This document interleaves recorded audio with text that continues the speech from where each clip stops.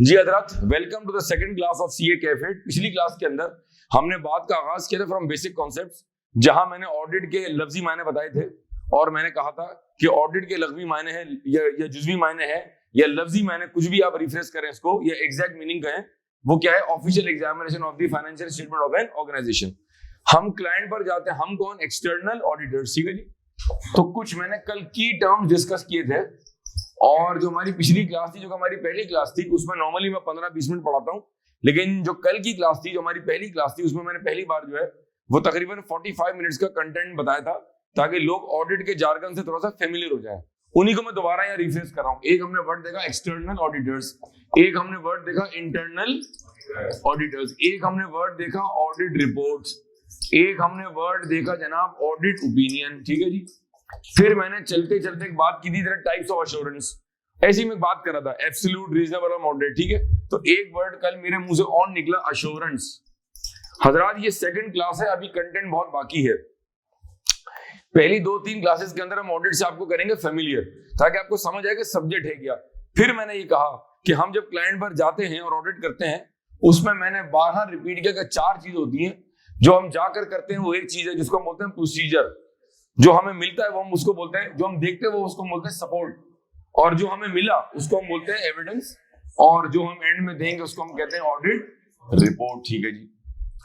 फिर मैंने कुछ और बातें बताई पिछली क्लास। देखें, आज सेकंड क्लास के अंदर मैं बार पहले आपको जो क्लास नंबर 1 थी उससे मैं लिंक कर रहा हूं, ताकि वो रिकैप हो जाए, फिर हम आगे बढ़ेंगे।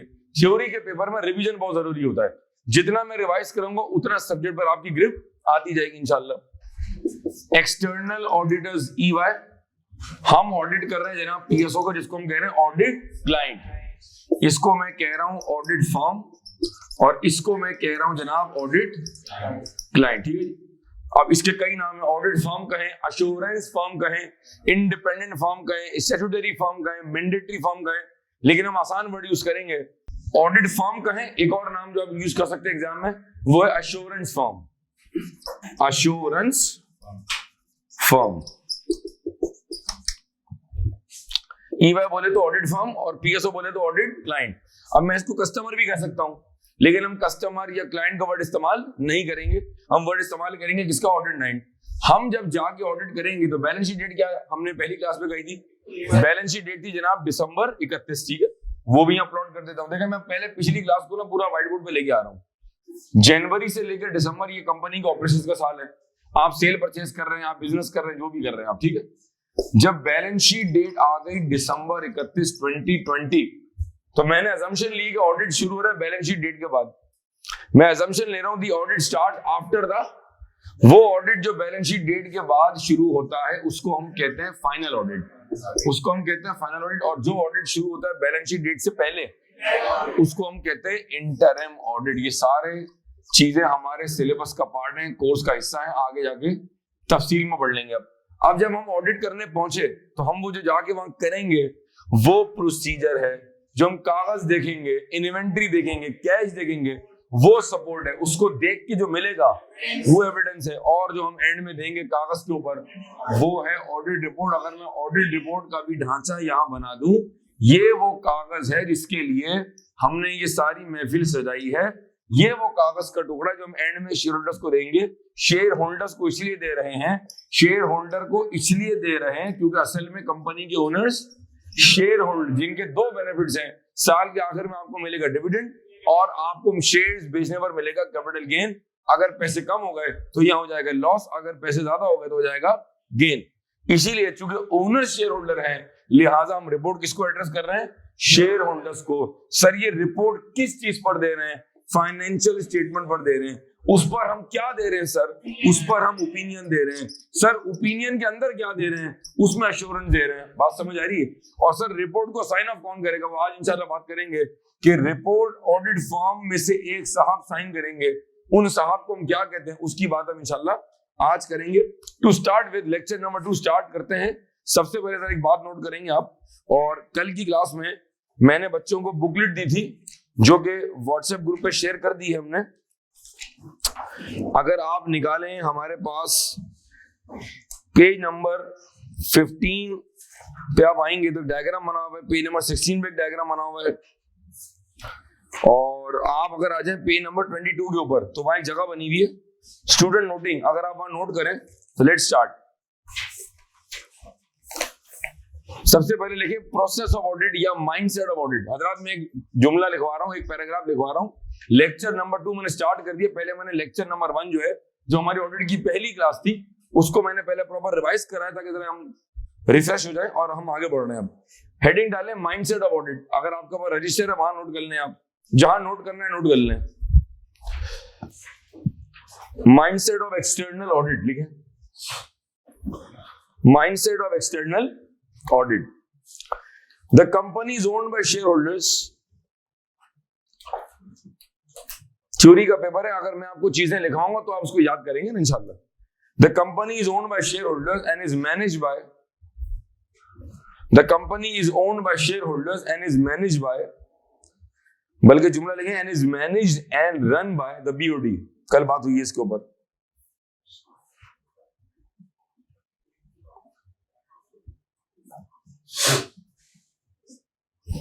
The company is run by shareholders and is managed and run by the BOD, Board of।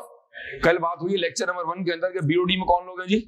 Sir BOD में ED भी शामिल है और BOD में NED भी शामिल है। ED एग्जीक्यूटिव डायरेक्टर वो लोग होते हैं जो फुल टाइम एम्प्लॉय होते हैं, और जो NED होते हैं वो फुल टाइम एम्प्लॉइज नहीं होते। सर बोर्ड का कप्तान कौन होता है? बोर्ड का कप्तान कहलाता है चेयरमैन, और जो कंपनी के तमाम फंक्शंस का कप्तान है वो कहलाता है CEO। फाइनेंस के जो कप्तान है डिफरेंट कंपनीज में डिफरेंट नाम से इस्तेमाल करते हैं। कहीं CFO कह रहे होते हैं, कहीं डायरेक्टर फाइनेंस कह रहे होते हैं, कहीं हेड ऑफ फाइनेंस कह रहे होते हैं। नॉर्मली जो बंदा BOD में होता है और वो फाइनेंस का कप्तान होता है, उसको नॉर्मली मल्टीनेशनल्स के अंदर डायरेक्टर फाइनेंस कहा जाता है। रिपीट करो, उसको नॉर्मली मल्टीनेशनल कंपनीज के अंदर डायरेक्टर फाइनेंस कहा जाता है। बहुत सारी कंपनीज में this word is also replaced और refresh by the word CFO। उसके मातहत कंपनी का पूरा फाइनेंस डिपार्टमेंट होता है, जिसमें ट्रेजरी भी आ जाता है, कॉस्टिंग बजटिंग भी आ जाता है, रिपोर्टिंग भी आ जाता है, पेरोल भी आ जाता है, ट्रेड पेबल भी आ जाता है, फिक्स एसेट भी आ जाता है। फिर इसके अंदर पूरी दुनिया है। फिक्स एसेट फाइनेंस के अंदर, सॉरी जुमला रिफ्रेश कर रहा हूं, जो फाइनेंस डिपार्टमेंट होता है उसके अंदर फिर एक पूरी दुनिया होती है जो सारे कंपनी के जो जितनी ट्रांजैक्शन हैं, sale, purchase, expenses, receipt, payment, bank loan, asset का परचेज, रिकॉर्डिंग, ये सब कुछ जो है ये कंपनी का जो है वो फाइनेंस डिपार्टमेंट जो है वो इसको लुक आफ्टर कर रहा होता है। हम जब ऑडिट करने जाते हैं, तो हमारा जो वास्ता होता है वो नॉर्मली किससे पड़ा होता है? हमारा वास्ता इसीलिए नॉर्मली पड़ता है कंपनी के फाइनेंस डिपार्टमेंट से, क्योंकि ये वो डिपार्टमेंट है जो अल्टीमेटली अकाउंट बनाने का जिम्मेदार होता है। लिहाजा हम जब भी ऑडिट में जाते हैं तो जो भी रिस्पेक्टिव हमारे टीम मेंबर्स होते हैं वो इन्हीं लोगों से इंटरेक्शन कर रहे होते हैं। मजीद तफसील आगे आएगी। जुमला दोबारा बता रहा हूं। The company is owned by shareholders and is managed and run by the BOD, full stop. External auditor is required, external auditor is required to express, external auditor is required to express an independent, एक और word सामने आ गया, independent, independent. जी जुमला दोबारा बताता हूं। An external auditor is required to express an independent opinion on the accounts. An external auditor is required to express an independent opinion on the accounts of the company, because if the accounts are audited, because if the accounts are audited, because if the accounts are audited by BOD, because if the accounts are audited by BOD, because if the accounts are audited by BOD, then their opinion would not be independent.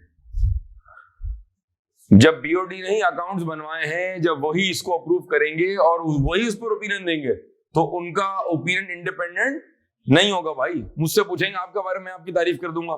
थोड़ी देर के लिए सोचेंगे अगर audit के exam की copy ICAP की मेरे पास आ जाए कि जी केनस की कॉपियां जो है ना, जिन बच्चों ने केनस से पढ़ा, सर साजिद से पढ़ा, उनकी कॉपियां सर साजिद चेक कर लेंगे। भाई मैं फेल करूंगा, पास करूंगा।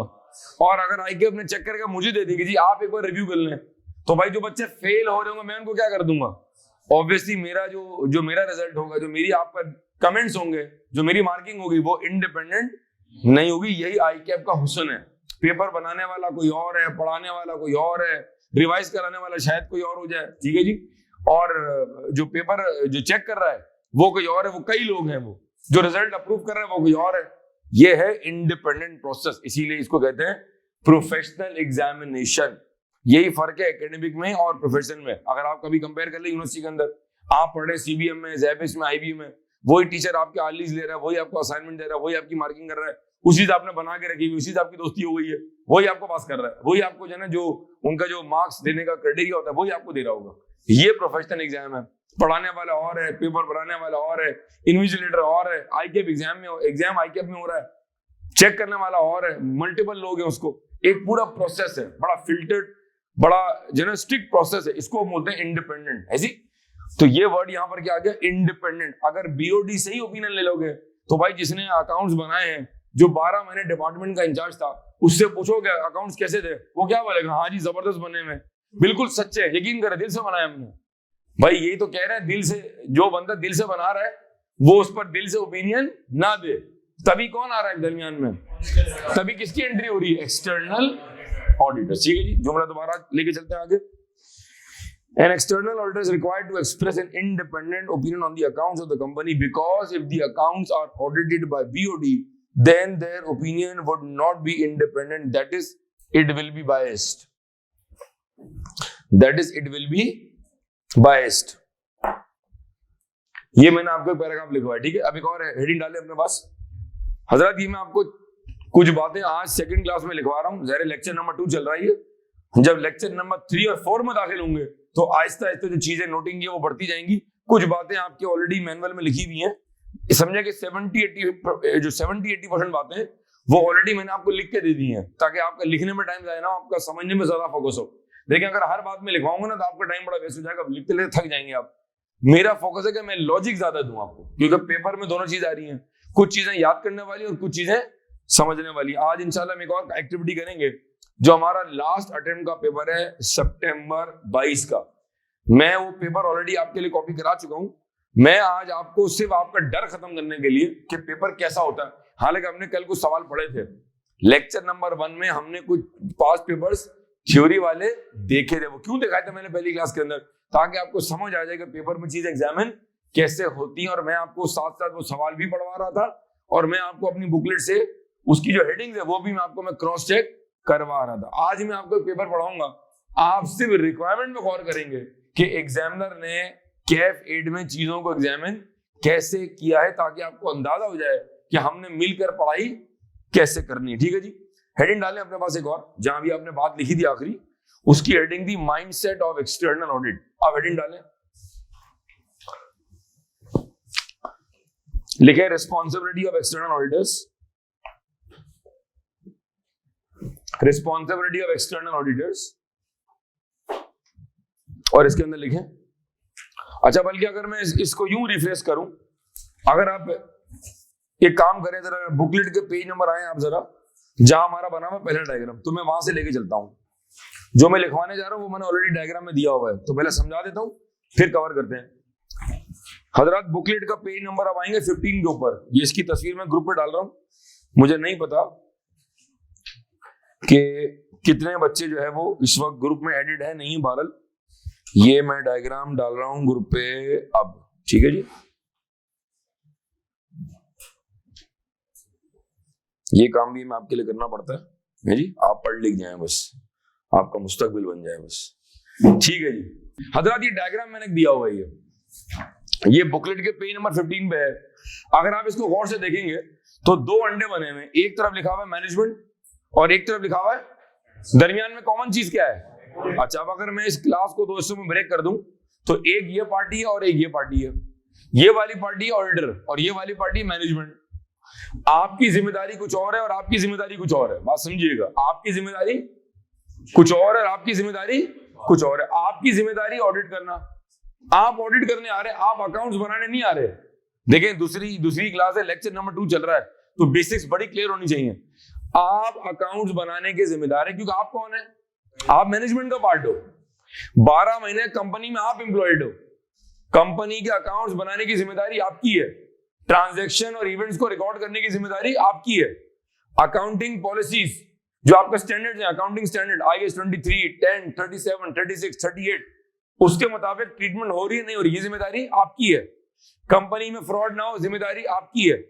कंपनी में अच्छे इंटरनल कंट्रोल्स हो, एसओपी हो, निजाम हो, सिस्टम हो, ये जिम्मेदारी भी आपकी है। आपकी जिम्मेदारी क्या है? आप ऑडिट करने आ रहे हैं, ये नहीं हो सकता कि आप इनकी ऑडिट में मदद करना शुरू कर दें। फॉर एग्जाम्पल एक फ्यूचर की बात है, लेकिन अभी से बता रहा हूं, सैंपल क्राइटेरिया। जो जितने बच्चे क्लास में बैठे हैं और जो ऑनलाइन इस वक्त मुझे लाइव देख रहे हैं, मेरा आपसे सवाल है बड़ा मासूमाना, मैं एक मासूम आदमी हूं। अगर मैं 100 में से 40 चेक कर रहा हूं, ये 40 क्या है मेरा सैंपल साइज। अगर मैं 40 में 60 चेक कर रहा हूं, ये 60 मेरा क्या है सैंपल साइज। अगर मैं 100 में से 70 चेक करो, ये मेरा क्या है सैंपल साइज। रिपीट कर रहा हूं, मैंने क्या कहा, मैं 100 में से 40 चेक कर रहा हूं, या मैं 100 में से 50 चेक कर रहा हूं, या मैं 100 में से 80 चेक करूं, ये मेरा क्या है? ये सैंपल साइज आप डिटरमिन करेंगे। ये किस पार्टी के काम है? ये काम मैनेजमेंट का थोड़ी है। हम क्या वेरीफाई करें और क्या वेरीफाई ना करें। बल्कि मैं जुमला रिफ्रेश करता हूं, देखो मैं हर जुमले को ना 4 तरीकों से रिफ्रेश करूंगा। शायद तुम एक बात समझ जाओ, शायद बहन आप कुछ और बात समझ जाए, तो हर बंदा अपने हिसाब से समझ ले। ये जो हम ऑडिट प्रोसीजर करते हैं, कौन से प्रोसीजर, ये पी है भाई, जो हम जाके करेंगे, हम कौन से प्रोसीजर करें कौन से ना करें, ये डिसाइड कौन करेगा? ऑडिटर करेंगे। इसका मतलब है आपकी जिम्मेदारी कुछ और आपकी जिम्मेदारी आप जाकर अकाउंट्स बना रहे हैं, आप जाकर एंट्रियां पोस्ट कर रहे हैं, आप जाकर क्लाइंट से कह रहे हैं मैं हूं ना, मैं बनाऊंगा ना, आप गम मत करे भाई, यही तो गम है कि तू है। आपका काम अकाउंट्स बनाना। अगर आप अकाउंट्स बनाने में हेल्प करेंगे, अगर आप ही अकाउंट्स बनाएंगे, फिर आप ऑडिट करेंगे, यार फिर तो इंडिपेंडेंट ना हुआ। फिर एक काम करते हैं ना, फिर तो बीओडी से ऑडिट करवा लेते हैं। अगर तुमने अकाउंट्स बना के तुम ही ने ओपिनियन करना था, तुम ही ने ओपिनियन देना था, तुम ही ने ऑडिट करना था, फिर तो बीओडी वाले क्या बोल रहे थे? लिहाजा बीच में लाइन ड्रॉ हो गई है, आप इस तरफ नहीं आएंगे और आप इस तरफ नहीं आएंगे। इसका मतलब है ये पार्टी इधर है और ये पार्टी इधर है। सर अगर मैं यूं खड़ा हो जाऊं, नहीं ये नहीं हो सकते, एक टांग यहां, अजीब सा लग रहा था वैसे, आपस की बात है, एक टांग यहां और एक टांग यहां, ये नहीं हो सकता। इसका मतलब है 2 अलग अलग जिम्मेदारियां हैं। यही मैंने डायग्राम में बताया हुआ है। अगर एक भाई अगर माइक ले लें प्लीज, मेरे दोस्त आप कल अच्छा पढ़ रहे थे जी। ऑनलाइन वाले बच्चे समझ आ रहा है बेटा कुछ? आई होप आपको आवाज भी समझ आ रही है और मैं आपको विजिबल भी हूं जी। बहुत शुक्रिया, थैंक यू सो मच। और इस वक्त मैंने बुकलेट का पेज नंबर 15 खोला हुआ है और कल हमने व्हाट्सएप ग्रुप पे बुकलेट का पीडीएफ वर्जन भेज दिया था। आई होप कि आप वो मेरे साथ हैं जी। हेडिंग डिलीवरी स्नैपशॉट, ऑडिट का स्नैपशॉट खींच रहा हूं मैं। अगर मैं अभी तुम्हारी मोबाइल से तस्वीर खींच लूं तो जो जैसा वैसा देखेगा। अगर मिसाल के तौर पे मैं सेल्फी ले लूं, ये वीडियो बना लूं, ये मैं हूं, ये मेरे स्टूडेंट्स है और ये ऑडिट की पार्टी हो रही है, तो मैं अगर वीडियो बना लूं तो जो जैसा वैसा देखेगा। स्नैपशॉट हो गया ना, मैंने कभी आपकी तस्वीर ले ली, ये क्या है? स्नैपशॉट। तो अगर मैं एकदम से ऑडिट का स्नैपशॉट लूं तो कुछ ऑडिट की तस्वीर ऐसी आएगी, ठीक है। मैनेजमेंट भी दरमियान में आ रहा है ऑडिट, और एक तरफ आ रहा है एक्सटर्नल ऑडिटर्स। नीचे लिखा हुआ रिस्पॉन्सिबिलिटीज, इसका मतलब है दोनों की रिस्पेक्टिव जिम्मेदारियां क्या हैं। जरा पहले पढ़ लो, मैनेजमेंट की क्या जिम्मेदारी है? Running of the company, implementation of running of the company, company चलाने का जिम्मेदार कौन? मैनेजमेंट। अच्छा एक चीज और क्लियर करता हूं, जरा शुरू की 3 क्लासें ना मैं बहुत एंजॉय करता हूं, इसीलिए मेरी ख्वाहिश होती है कि ऑडियंस बहुत ज्यादा हो। बहरहाल एक मेरी ख्वाहिश है, एक आपकी ख्वाहिश है, एक मेरी चाहत है और एक आपकी चाहत है, और होगा वही जो आपकी चाहत है। मेरी ख्वाहिश होती है कि बच्चे थ्योरी के पेपर में क्लास में आए, अनलेस वो बहुत दूर रहते हैं। 1-2 कल बच्चों से बात हुई, 2 बच्चे मुल्तान से थे, 2 हैदराबाद से थे, एक हमारी दोस्त बहरिया से थी, कराची में, डिफरेंट लोकेशन है बहरहाल। लेकिन जो कराची में करीब करीब रहता है, मेरी ख्वाहिश है भाई आप क्लास में आए तो टीचर से इंटरेक्शन होता, मजा आता है, ठीक है जी। वरना मैं भी घर से बैठ के पढ़ा सकता हूँ। नीचे मैंने पजामा पहना हुआ होता है जी, ऊपर मैंने फॉर्मल टी शर्ट पहन ली होती, बाल मैंने बना लिए होते, बगैर ब्रश के मैं पढ़ाना था आपको टैबलेट के ऊपर। मेरा भी फ्यूल कॉस्ट बच जाता है, ट्रेवलिंग कॉस्ट बच जाती है मेरी। लेकिन क्लास में आके पढ़ाने का, और याद रखें ये मार्कर और व्हाइट बोर्ड का दुनिया में कोई सब्स्टिट्यूट नहीं है, यह बता दूं मैं आपको। बहरहाल ठीक है जी। तो कंपनी, हाँ बात क्या कह रहा था मैं? कीवर्ड्स की बात कर रहा था कि मैं ये कह रहा था कि मुझे शुरू की 3 क्लासें पढ़ाने का मजा आता है। बात यहां से शुरू हुई। कहें मैनेजमेंट, कहें दोस्त चार्ज विद गवर्नेंस, ये 2 वर्ड्स हैं। जब मैं क्लास में कहूंगा दोस्त चार्ज विद गवर्नेंस, क्या कहूंगा? इसमें सिर्फ और सिर्फ बीओटी शामिल है। रिपीट, मैं कहूंगा दोस्त चार्ज विद गवर्नेंस, शॉर्टकट है TCWG। जब मैं ये जुमला कहूंगा, ये वर्ड कहूंगा, तो आप क्या समझेंगे मैं किसकी बात कर रहा हूँ? कहो बीओडी। और जब मैं बीओडी कहूंगा तो उसमें कौन शामिल है? बीओडी के अंदर। जब मैं क्लास में कहूंगा बीओडी तो हजरात बीओडी के अंदर ईडी और एनडी दोनों शामिल है। जब मैं क्लास में कहूंगा बीओडी तो बीओडी के अंदर ईडी भी आ गए और एनईडी भी आ गए। और इसका दूसरा वर्ड मैंने क्या कहा? दोस चार्ज विद गवर्नेंस। अब मैं कहता हूं मैनेजमेंट। क्या कहा मैंने? जब मैं कहूंगा ना मैनेजमेंट तो उसमें सब आ गए, इसमें पूरी बारात आ गई। मैंने कहा केएनएस में दोस चार्ज विद गवर्नेंस कौन है? सर साजिद कपाड़ी है, सर खलील है। लेकिन जब मैं कहूंगा ना मैनेजमेंट तो मेरी फैकल्टी भी आ जाएगी, मेरा एडमिन का हेड भी आ जाएगा, मेरा मार्केटिंग का हेड भी आ जाएगा और मैं भी आ जाऊंगा। इसका मतलब है management is a broad term. क्या कहा? Management is a. लेकिन जब हम कहेंगे खास तौर पे क्या, तो उसमें सिर्फ कौन सी वाली पार्टी शामिल है? बीओडी। ठीक है जी, ये मैंने कहा बात क्लियर कर दूं। अक्सर बच्चों को ये कन्फ्यूजन रहती है कि सर ये क्या होता है और वो क्या होता है। बहरहाल नंबर 2, इम्प्लीमेंटेशन ऑफ इंटरनल। हजरात हमारे सिलेबस का एक बड़ा कीमती वर्ड है, उसका नाम है इंटरनल कंट्रोल। बहुत कीमती वर्ड है, बहुत कीमती वर्ड है। ये मैं इंशाल्लाह लेक्चर नंबर 3 में डिस्कस करूंगा। दिल तो मेरा आज डिस्कस करने का चाह रहा है लेकिन अभी वो मौका मिल नहीं है। और आज जरा आवाम की तादाद थोड़ी कम है क्योंकि आज जुम्मा है। ठीक है जी, 12। ठीक है जी, थोड़ा तो हम भी खेलेंगे ना यार। मतलब इंटरनल, जुमला रिपीट करें जी। Internal controls. गाड़ी लॉक कर दी, रात को घर के ताले लगा दिए, कैंपस के बाहर सिक्योरिटी खड़ी हुई है, जगह जगह कैमरे लगा दिए, क्लास से पहले अटेंडेंस मार्क हो रही है।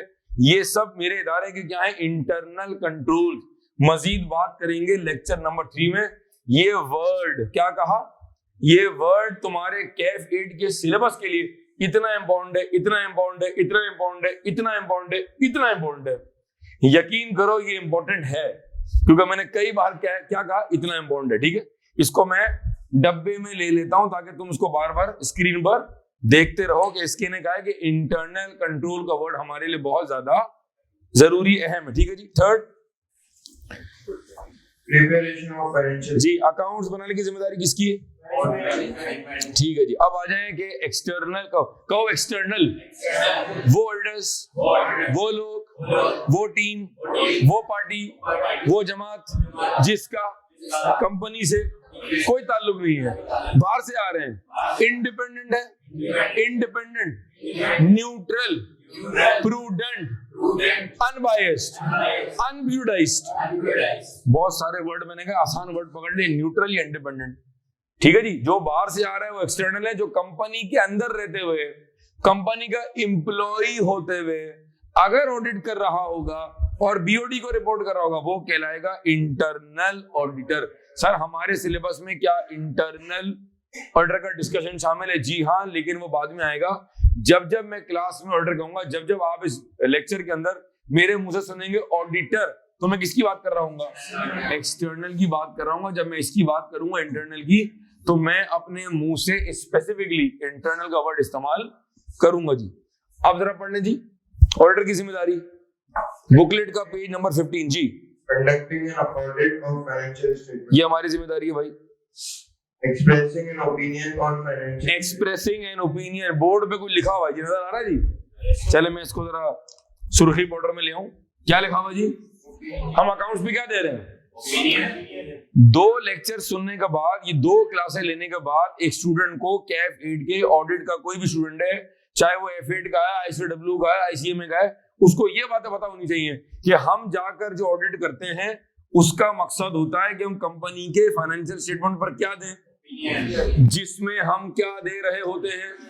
ठीक है जी, ठीक है जी। फाइनेंशियल स्टेटमेंट में क्या क्या शामिल है? P&L भी शामिल, बैलेंस शीट भी शामिल, नोट्स भी शामिल, स्टेटमेंट ऑफ इक्विटी भी शामिल और कैश फ्लो स्टेटमेंट भी शामिल होता है। इसका मतलब है, रिपीट करो, we are expressing an opinion on the accounts taken as a whole. We are expressing an opinion on the accounts taken as a whole. हम किसी एक पार्ट पर, किसी एक सिंगल पार्ट के ऊपर, किसी एक सिंगल कंपोनेंट के ऊपर हम ओपिनियन नहीं दे रहे होते, हम ओपिनियन देते हैं on the accounts taken as a. ये भी लर्निंग हो गई कि आप जो रिपोर्ट दे रहे होते हैं, मिसाल के तौर पे हबीब बैंक पर आप ओपिनियन दे रहे हैं, आप बैंक अल-फलाह पे दे रहे हैं, आप सीमेंस पाकिस्तान पे दे रहे हैं, आप सीमेंस की एक ब्रांच लाहौर में, एक ब्रांच मुल्तान में, एक ब्रांच इस्लामाबाद में, एक ब्रांच शिकारपुर में, जब मैं सीमेंस पाकिस्तान के अकाउंट दे रहूंगा तो I will be covering Siemens Pakistan company limited taken as a whole, जिसमें सारी ब्रांचेस सारे आउटलेट शामिल हो गए और पूरे अकाउंट्स शामिल हो गए टेकन एज अ होल। हर बेसिक बात कर रहा हूं ताकि किसी के दिल और दिमाग में कोई जरा बराबर भी कंफ्यूजन ना रहे। जी आगे चले sir. Number recommendation on internal control to manage. तीनों पॉइंट दोबारा पढ़ रहे एक फ्लो के अंदर। Conducting an audit of financial statement, expressing an opinion on financial statement, giving recommendation on internal controls to management. Giving recommendation on the internal controls to management, यहाँ word लिखा हुआ है इंटरनल कंट्रोल। देखिए अभी lecture number 2 चल रहा है ना, सारी बात अभी समझ नहीं आएगी। हाँ मैं आपकी क्यूरियोसिटी को किल करने के लिए इसको समझा देता हूं। इंटरनल कंट्रोल्स जिसका मतलब होता है एसओपी निजाम, कागज बनता है, कागज साइन होता है, तफसीली बात करेंगे इंशाल्लाह लेक्चर 3 में। कागज बनता है, एक सिंपल एग्जांपल ले लेता हूं।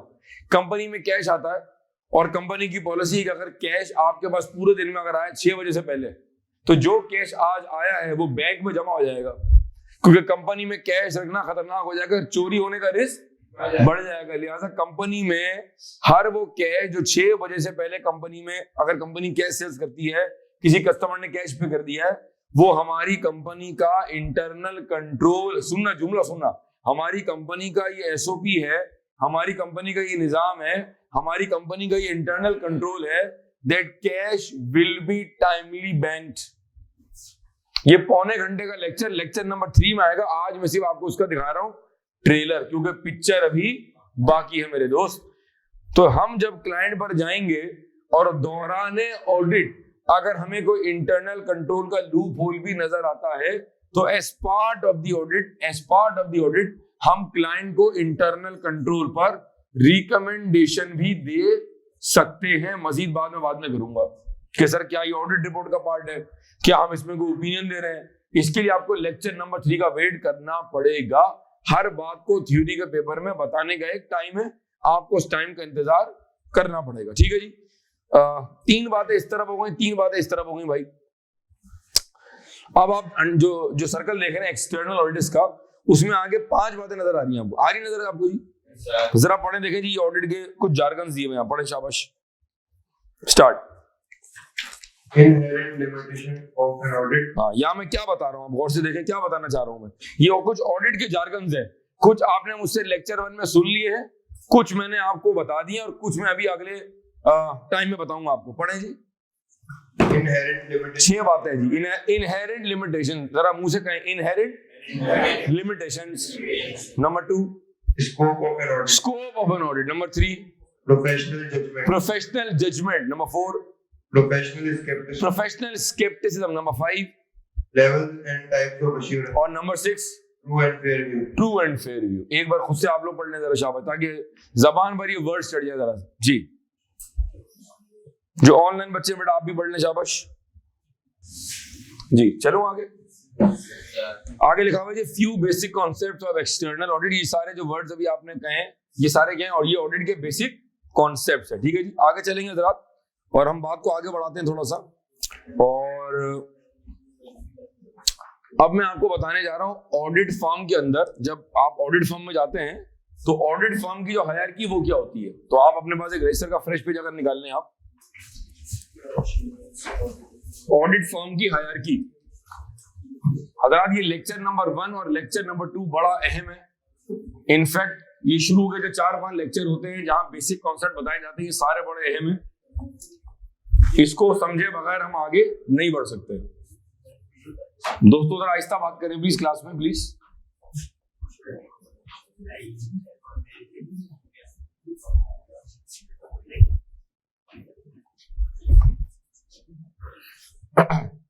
अच्छा, अगली 2-3 क्लास तक ना एक स्केच में बार बार ड्रॉ कर रहा हूँ बोर्ड के ऊपर, ठीक है जी, ताकि आपके जहन में ना वो ऑडिट का जो पूरा प्रोसेस है वो छप जाए।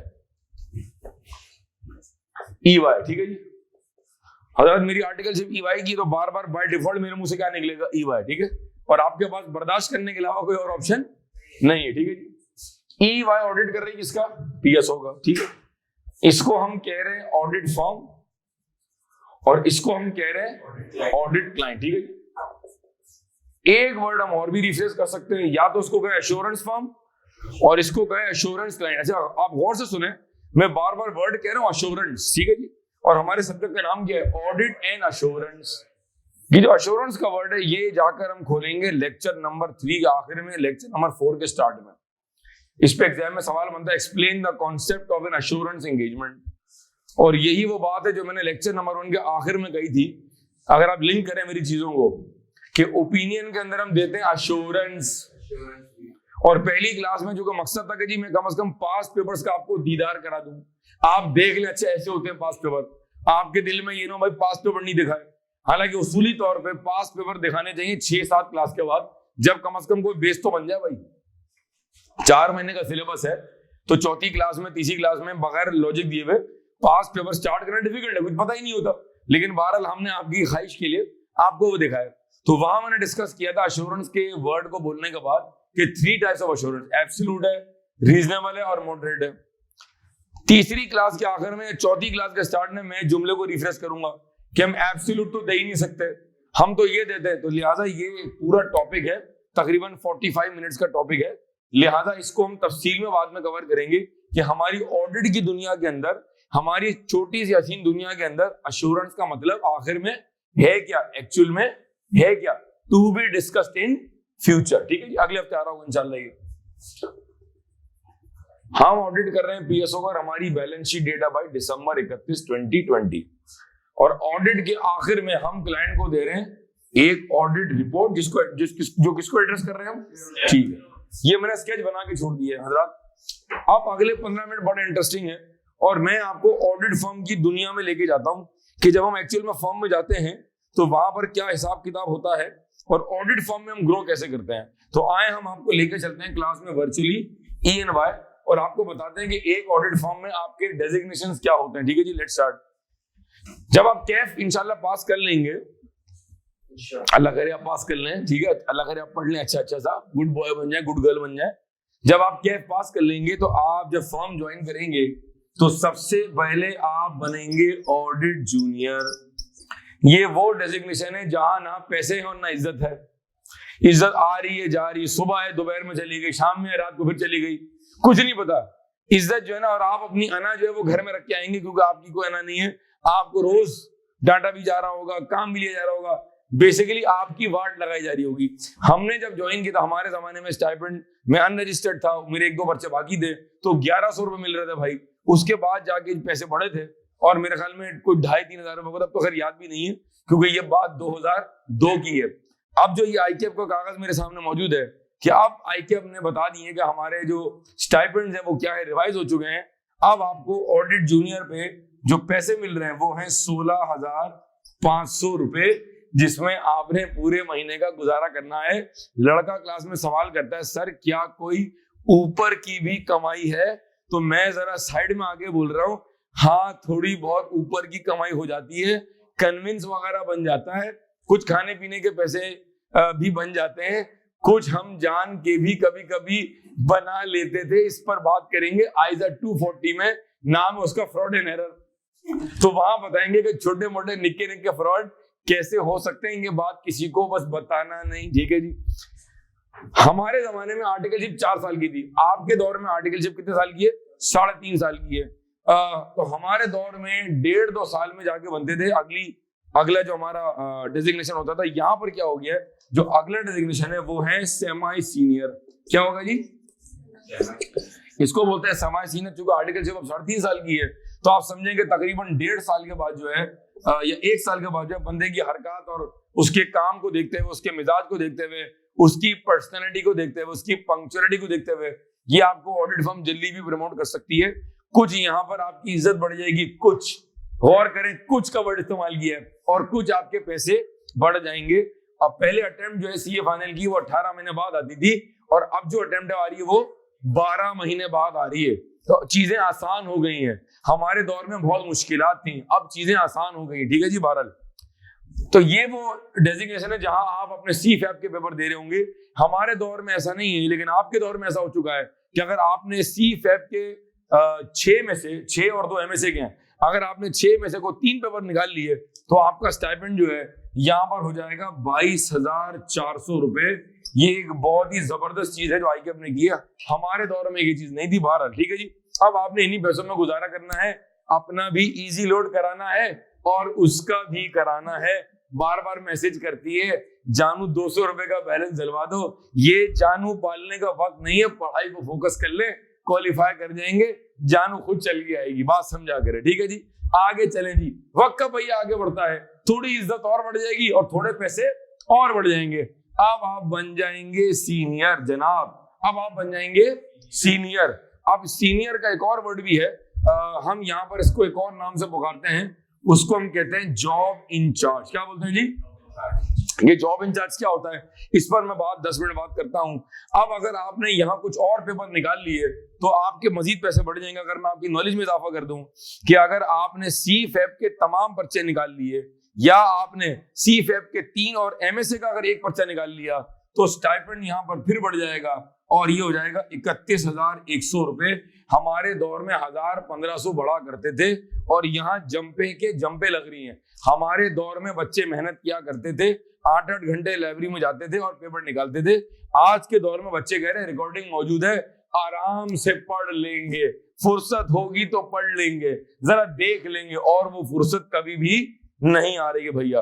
3.5 साल यहाँ खत्म हो गए, आर्टिकलशिप खत्म हो गई। या तो तुमने क्वालिफाई कर लिया होगा, या तुम्हारे कुछ पर्चे बाकी होंगे, या तो तुम्हारी मंगनी हो गई होगी, या तुम्हारी मंगनी होने वाली होगी। दोनों सूत्रों में तुम्हारी किस्मत फूट गई, ठीक है जी। हजरात, अगर आपने ICAP ये कह रहा है कि अगर आपने अगर आपने आर्टिकलशिप के दौरान अगर आपने सारे पर्चे निकाल लिए, अभी आपकी आर्टिकलशिप बाकी है, लेकिन अगर आपने सारे पर्चे निकाल लिए तो आपका स्टाइपेंड हो जाएगा 61,900।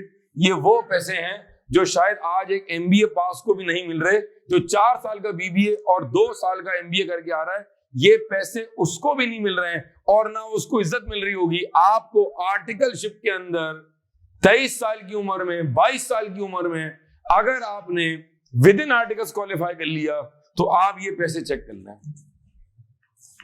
अंदाजा लगाएं आपके प्रोफेशन में कितनी पावर है। गोइंग फॉरवर्ड आप CFO बने हुए, तनख्वाह 15 लाख, 20 लाख, 2 कंपनी मेंटेन, गाड़ियां, फ्यूल, आप समझने को तैयार ही नहीं है। आप अभी 1-2 ऑनलाइन फिजिकल से बाहर ही नहीं आ रहे। आप बड़ा सोचने को तैयार ही नहीं है। आप कह रहे 2 क्लासें फिजिकल लूंगा, 2 ऑनलाइन पढ़ूंगा, बल्कि जरूरत क्या है, मैं LMS देख लूंगा, कॉलेज क्यों जाऊं, मैं ये कॉस्ट बचा लूंगा, वो कर लूं। अभी आपका जहन यहाँ चल रहा है, आप ये समझने को तैयार ही नहीं है कि यहाँ किस तरह मेंटरिंग हो रही है और यहाँ आगे क्या दिखा रहे हैं हम आपको। कितना क्लियर कट रास्ता है। रनवे जहाज में बैठे हैं आपने वो पर लगा के तो आपने उड़ जाना है इंशाल्लाह, और आप उड़ेंगे इंशाल्लाह, ठीक है जी। हम कभी कभी आपको प्यार से डांटते हैं, उसका मकसद भी आपको मोटिवेट करना होता है कि अल्लाह ताला ने हमें इतनी इज्जत दी है, हम चाह रहे हैं कि हमारे बच्चों को भी वो इंशाल्लाह इज्जत मिले भाई। हजरात, अब हम आगे बढ़ते हैं इसको लेके। अभी कॉपी मत कीजिएगा, मैं आपको कॉपी करने का मौका दूंगा, ठीक है। सीनियर बनने के बाद 3.5 साल की जब आर्टिकलशिप खत्म हो जाएगी, अब उसके बाद आगे 2 रास्ते हैं, ठीक है जी। अगर तो आपने क्वालिफाई कर लिया और अगर आपकी फर्म में जगह है और आप एक अच्छे प्रेजेंटेबल आदमी हैं, तो उसके बाद ऑडिट फर्म आपको जॉब ऑफर कर देगी। और जो पहला डेजिग्नेशन ऑडिट फर्म का होता है वो होता है असिस्टेंट मैनेजर, वो होता है असिस्टेंट मैनेजर। राजू बन गया जेंटलमैन। पहली जो सैलरी होगी वो डिपेंड करता है आप किस फर्म में है, डिपेंड करता है वन सेकेंड आपका क्या बैकग्राउंड है। भारत एवरेज जो है वो आप समझेंगे 120 से लेके और 140 के दरमियान इस वक्त स्टार्टिंग सैलरी है। एज आपकी 24 साल है, आपने 18 साल में CA शुरू किया था, 5.5 साल में आपने क्वालिफाई कर लिया, क्योंकि 2-1.5 साल का कैफ है और 3.5 साल का आपका CFAP का आर्टिकलशिप अगर हम अज्यूम कर लें क्वालिफाई कर जाए तो 3.5 और 1.5 कितने होगा भाई? 5 साल। 18 में आपने स्टार्ट किया, 19, 20, 21, 22, 23, अगर मैं 24 भी पकड़ लूं, अगर मैं 25 भी पकड़ लूं, 2 साल मैंने एक्स्ट्रा दे दिया आपको, क्योंकि आप जो है ना वो आगे पीछे हो गए थे और आप अब पढ़ने को तैयार नहीं थे, तो भी आप 25 साल में आप 1.5 लाख के आसपास पहुंच गए। जहां कंपनी आपको हो सकता है गाड़ी दे, डिपेंड करता है फर्म की पॉलिसी क्या है, कुछ गाड़ियां देती हैं, कुछ गाड़ी का अलाउंस देती हैं। बहरहाल 2 साल बाद आप प्रमोट हो जाएंगे और फिर आप बन जाएंगे मैनेजर। मैनेजर बनने पे एक जमाने में होंडा सिटी मिला करती थी, मैं थे हांडाई लेसा। अब मेरी माँ रिश्ता लेने मेरे साथ होंडा सिटी में जाएगी। क्या करें, डॉलर जो आपका रुपी डेप्रिशिएट हो चुका है, अब महंगाई हो गई, अब कंपनी सिटी नहीं दे रही है, अब यहां आपको मिलेगी कल्टूस, सारा मूड खराब कर दिया सर। आपको मिलेगी सुजुकी की कल्टूस या आपको मिल जाएगी स्विफ्ट, ठीक है जी, या आपको कोई यूज कार दे देंगे। सर मैनेजर पे तनख्वाह क्या हो जाएगी? सर मैनेजर पे जो सैलरी पैकेज है वो 140 और 2.25 लाख के दरमियान है। इज्जत भी बढ़ गई, काम भी करना पड़ेगा और पैसे भी बढ़ गए, ठीक है। जो तुमने बचपन से अब तक उधार लिया था वो सारे उधार तुमने चुका दिए और तुमने मंगनी की रस्म के लिए पैसे भी जमा कर लिए। वो बहरहाल वो पैसे तुम मैट्रिक से जमा कर रहे थे। आगे चलो, ठीक है जी। हजरत वक्त का भैया आगे बढ़ता है।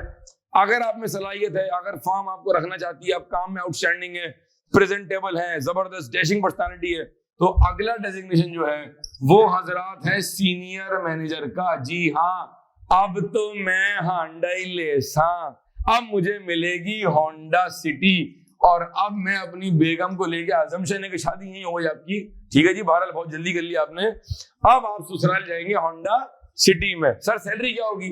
सर सैलरी 2.25 लाख से लेके और 2.5 लाख के दरमियान होगी। अच्छा, आज as we speak different firms की डिफरेंट पॉलिसी है। वो मुख्तलिफ फर्म्स ने अब इसके अंदर कर दिए AM1, AM2, AM3, कई लोग कह रहे हैं SM1, SM2, SM3। ये डिफरेंट हायरार्कीज है। बहरहाल जो मोटे मोटे डेजिग्नेशन है जो हमारे दौर में थे, जो आज भी मोर और लेस वही है, वो AM है, फिर मैनेजर है और फिर सीनियर मैनेजर है। सीनियर मैनेजर बनने के बाद थोड़ा सा ब्रेक लगता है क्योंकि आगे का जो रास्ता है, अब झील सैफुल मुलूक आने वाली है, रास्ता नाहमवार है, जीप बहुत हिल रही है, आगे मोटे मोटे पत्थर हैं। हर बंदा आगे सी व्यू तक तो पहुंच गए हो, लेकिन आगे का रास्ता, आगे झील कितनी खूबसूरत है जी, झील सैफुल मुलूक कितनी खूबसूरत है, लेकिन रास्ता भी उतना ही मुश्किल है। तो आपका भी जो मंजिल है वो बड़ी खूबसूरत है, लेकिन जो रास्ता जा रहा है वो थोड़ा सा मुश्किल वाला है और हम मुश्किलात के आदी नहीं है, क्या करें, ठीक है जी। हजरत अब क्या होगा?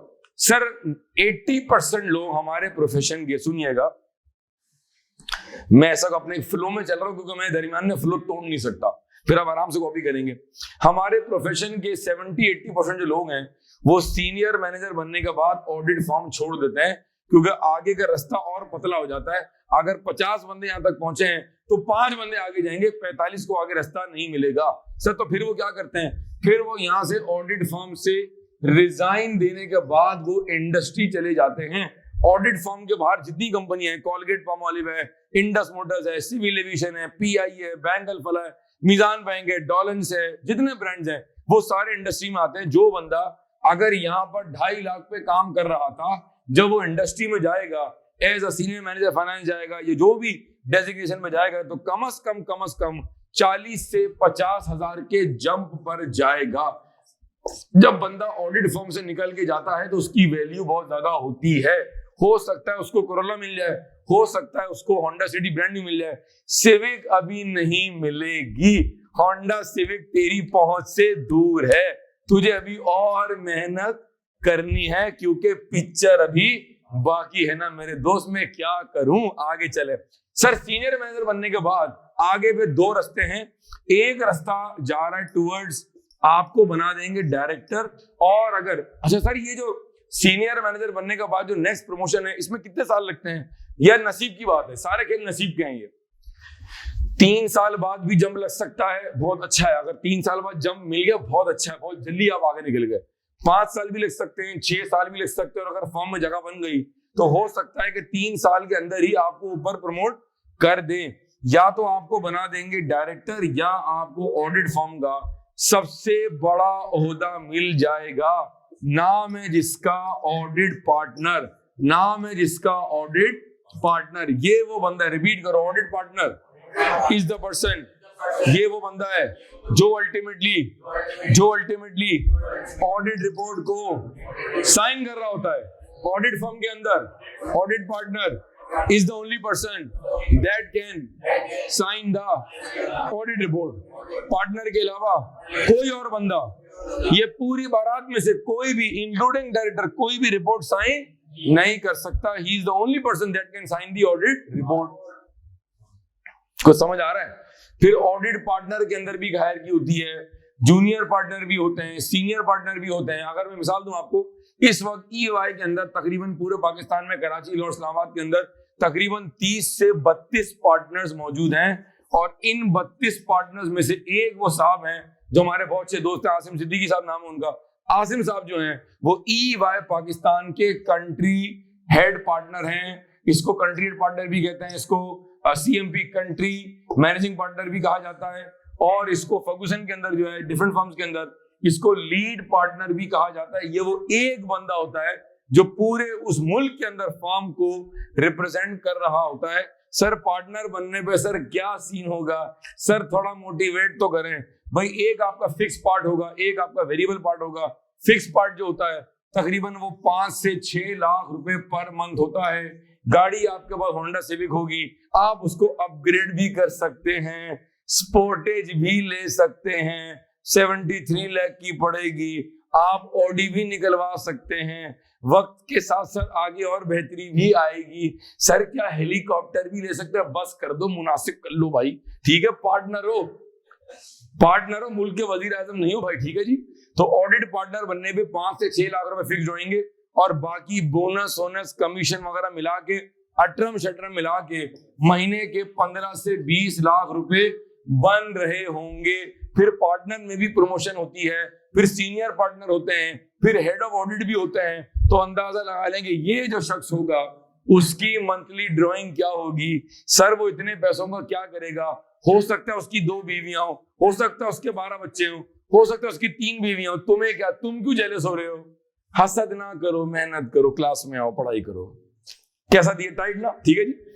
सर डायरेक्टर बनने पे क्या होगा? डायरेक्टर बनने पे भी आप समझेंगे 3.5-4 लाख का पैकेज होगा। ये भी होंडा सिविक चला रहा होगा, हाँ, लेकिन इसकी वो टोर नहीं होगी जो किसकी होगी, क्योंकि अल्टीमेटली ये रिपोर्ट साइन कौन कर रहा होगा? सर ये बताएं, पार्टनर बनने के बाद अब मुझे आगे क्या मोटिवेशन है? ऐसा लगता है पार्टनर बन के क्या जीने की इंशा खत्म हो जाएगी? रुक जा जज्बाती, रुक जा।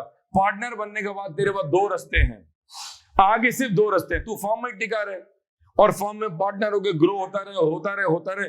अगर तेरी किस्मत में हुआ तो तुझे बना देंगे कंट्री मैनेजिंग पार्टनर। वरना तेरा एक और रास्ता है कि तू ऑडिट फॉर्म में 10-15 साल लगाने के बाद फिर तुम इंडस्ट्री निकल जाओ। इंडस्ट्री तुम जाओगे तो तुम ऑब्वियस ही बात है हल्के तो नहीं जाओगे। तुम या तो डायरेक्टर फाइनेंस जाओगे, या तुम CFO जाओगे, या तुम CEO जाओगे, या तुम COO जाओगे, या तो यहां जाओगे, या अल्लाह मियां तुम्हें अपने पास बुला लेगा। एक और रास्ता भी है, और यहां से शुरू हो जाएगा सफर आखिरत, जिसकी तुमने यहां से तैयारी करना छोड़ दी थी। क्योंकि तुम्हारा मुस्तकबिल, तुम्हारा कैरियर, तुम्हारा प्रोफेशन जब नीचे जाएंगे अल्लाह में सारी किताबें बंद कर देगा और वहां 3 सवाल होंगे जिसके जवाब की तैयारी हमने अब तक नहीं की है। सारा मामला साइड में रह जाएगा और गेम कोई और शुरू हो जाएगी। अल्लाह में उसकी भी फिक्र करने की तौफीक अता फरमाए। हजरत ये मैंने आपको बताया ऑडिट फर्म की हायरार्की। ये है हमारी आर्टिकलशिप, और आप अभी यहां भी नहीं पहुंचे क्योंकि अभी आपका कैफ पास नहीं है। कैफ पास करके सफर कहां से शुरू होगा? हजरत इसको नोट कर लें अपने पास, शाबाश। पार्टनर होना चाहिए, he has to be a partner. Junior partner हो, दरमियाना पार्टनर हो, काला पार्टनर हो, गोरा पार्टनर हो, स्मार्ट पार्टनर हो, बिल्कुल स्मार्टी पैंट्स हो, लाहौर का पार्टनर हो, मुल्तान का पार्टनर होना चाहिए, ठीक है जी। लाइफ पार्टनर होता है जैसा भी हो, बोंगा हो, मरा हो, ढीला हो, लाइफ पार्टनर होता है। आप मेरी बात समझ रही ना जी? अगर कॉपी करेंगे शाबाश। ये मैंने एक फ्लो में समझाया आपको। अच्छा ये इतना इंपॉर्टेंट है इसीलिए आपकी बुक में नहीं दिया हुआ है। ये मैं अलग से कवर कराता हूँ, ठीक है जी। ऑनलाइन वाले बच्चों, आई होप कि आप एंजॉय कर रहे हैं और आप ही नोट कर लेंगे, शाबाश जी। नोट करें इसको, भाई को समझ आ रहा है? ये होता है बेसिक कॉन्सेप्ट, इसके बगैर आगे नहीं बढ़ सकते। अब मैं आपको इसकी मिसाल दूंगा, मैंने क्यों आपको बताया। अभी मैं आपको कराऊंगा एक पास पेपर, लास्ट अटेम्प्ट का पेपर। सवाल स्टार्ट कैसे हो रहा है? You are the audit manager, you are the audit partner. आप कह रहे हैं ये क्या होता है? मेरी बात समझ आ रही है? ये इतना इंपॉर्टेंट है। How can we proceed forward, how can we start the pass papers unless we do not know these simple words.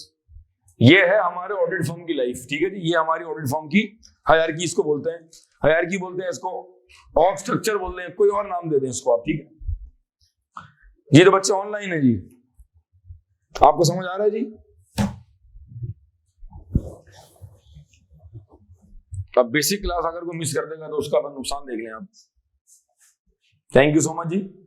कोई बात अगर क्लियर नहीं है, कोई बात बोर्ड पे समझ नहीं आ रही तो मुझे बता दें जी, मैं रिपीट कर दूंगा, शाबाश, ठीक है जी। If I repeat quickly on my own, audit junior, semi senior, senior, assistant manager, manager, senior manager, उसके बाद हमारा डायरेक्टर, और फिर आ रहा है ऑडिट पार्टनर। ऑडिट पार्टनर में we have junior partner, senior partner, we have head of audit, we have head of taxation. क्योंकि देखो ना, यहाँ भी ना बहुत सारी हायरार्कीज होती हैं। फॉर एग्जाम्पल अगर मैं आपसे सिर्फ शेयर कर लूं, ये EY है, जरा अगर एक मिनट यहाँ देख ले प्लीज, पूरी क्लास EY है, ये तुम्हारा ऑडिट डिपार्टमेंट है। अब ऑडिट फर्म के एक विंग थोड़ी है, उसकी कई विंग्स है, कई डिपार्टमेंट्स है। ये रहा ऑडिट, ये रहा टैक्स, ये रहा कंसल्टेंसी का, ये रहा एडवाइजरी का, लेट्स से, ठीक है जी, मुख्तलिफ नाम है, आगे जाकर बात करूंगा। अभी आप सिंपल आपके लिए कर रहा हूं एडवाइजरी। अब इसको बोलते हैं BRS, बिजनेस रिस्क सर्विसेज। आगे समझ नहीं आएगा तो मैं अभी सिंपल वर्ड रखा हूं ताकि आपको मुश्किल ना लगे। अब ऑडिट के अंदर there are let's say 5 sections, section A, section B, सुनिएगा इंटरेस्टिंग है, section C, section D, section E। जब मैं 2002 में EY में था तो मैं EY के सेक्शन F में था। उस टाइम सेक्शन F के 2-3 पार्टनर्स थे, एक रियाज रहमान साहब थे, एक बशीर जुमा साहब थे, ठीक है। सेक्शन A के 2 पार्टनर, सेक्शन B के 2 पार्टनर, सेक्शन C के 3 पार्टनर, सेक्शन C के 4 पार्टनर, सेक्शन D का पार्टनर। बात समझ आ रही है? 15 पार्टनर तो यही हो गए। सुनना,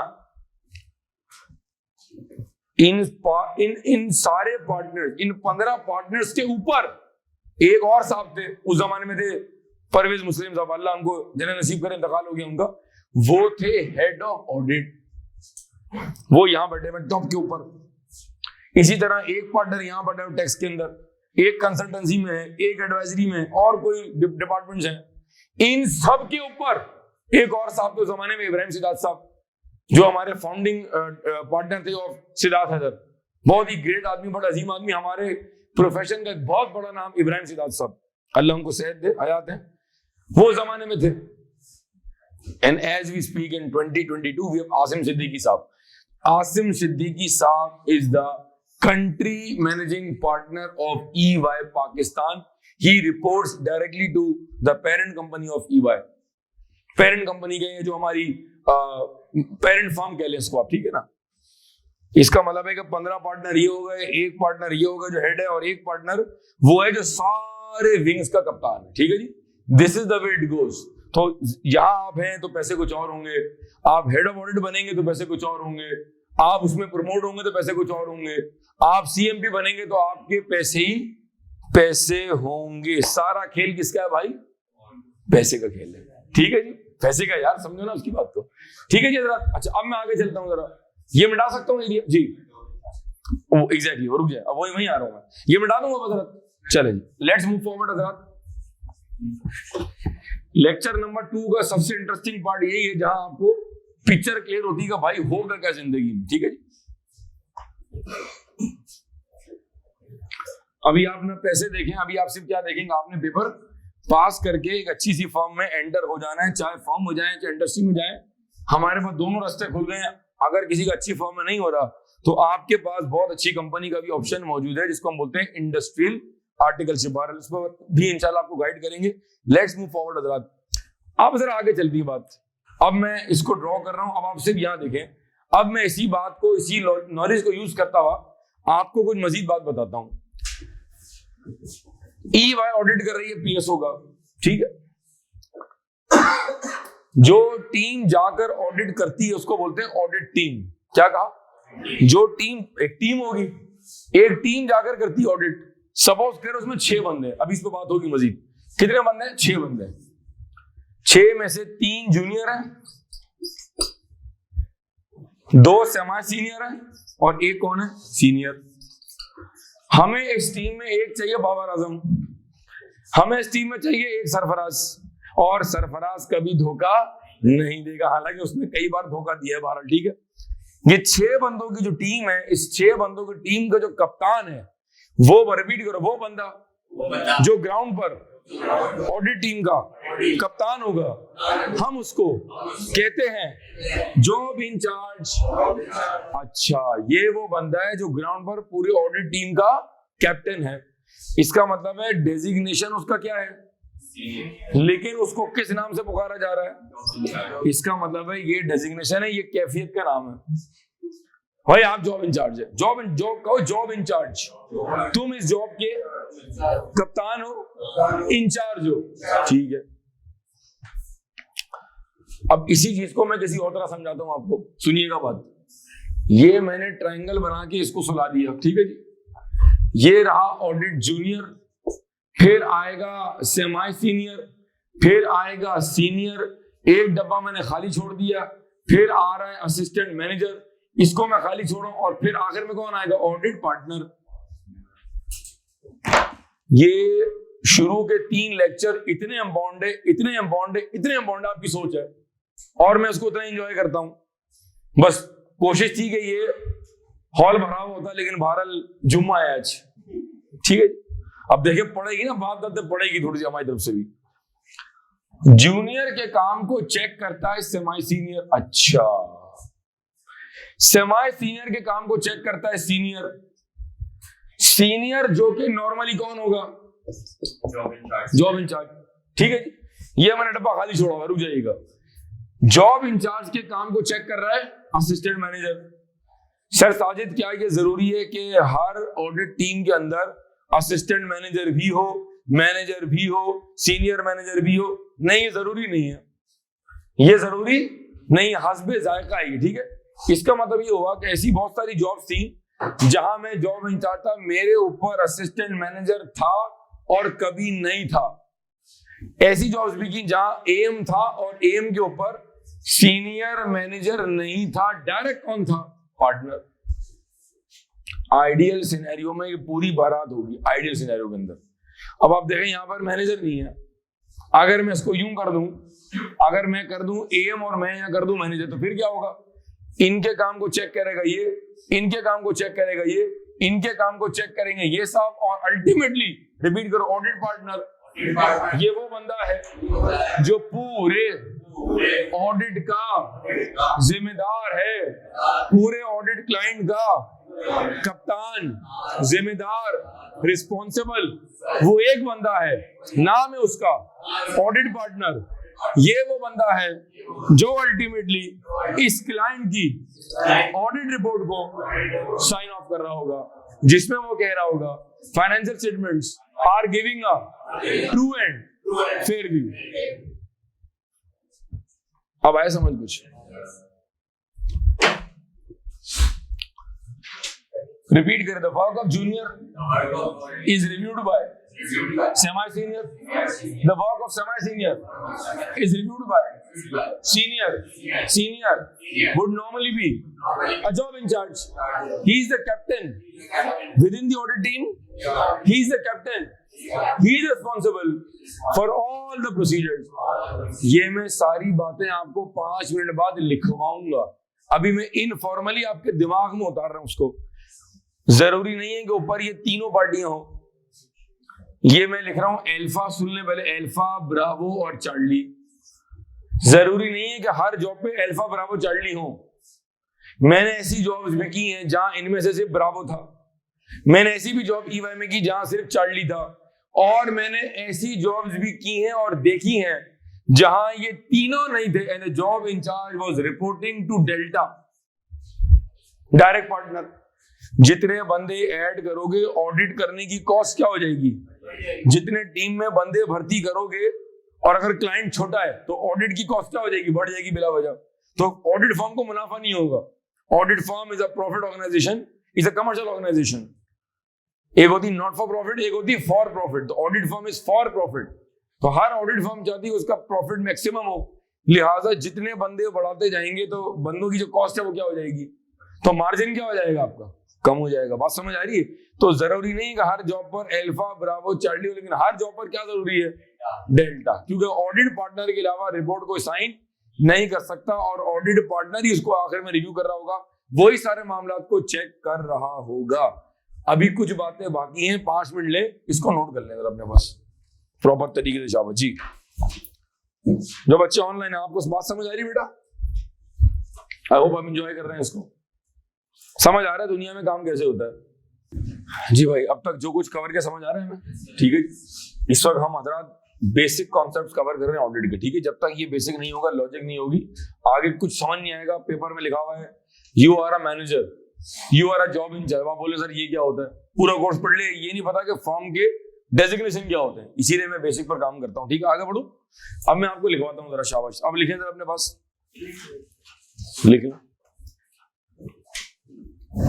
ये अलग कॉपी कर लें, ये अलग कॉपी कर लें। अभी मैं आपको इनके मुतालिक चीजें लिखवाऊंगा। ठीक है, सारी नोटिंग मैं खुद कराऊंगा। मैं अक्सर लेक्चर में दरमियान में आपसे कहूंगा जी 2 मिनट आपके पास है, जो नोट करना है नोट करें।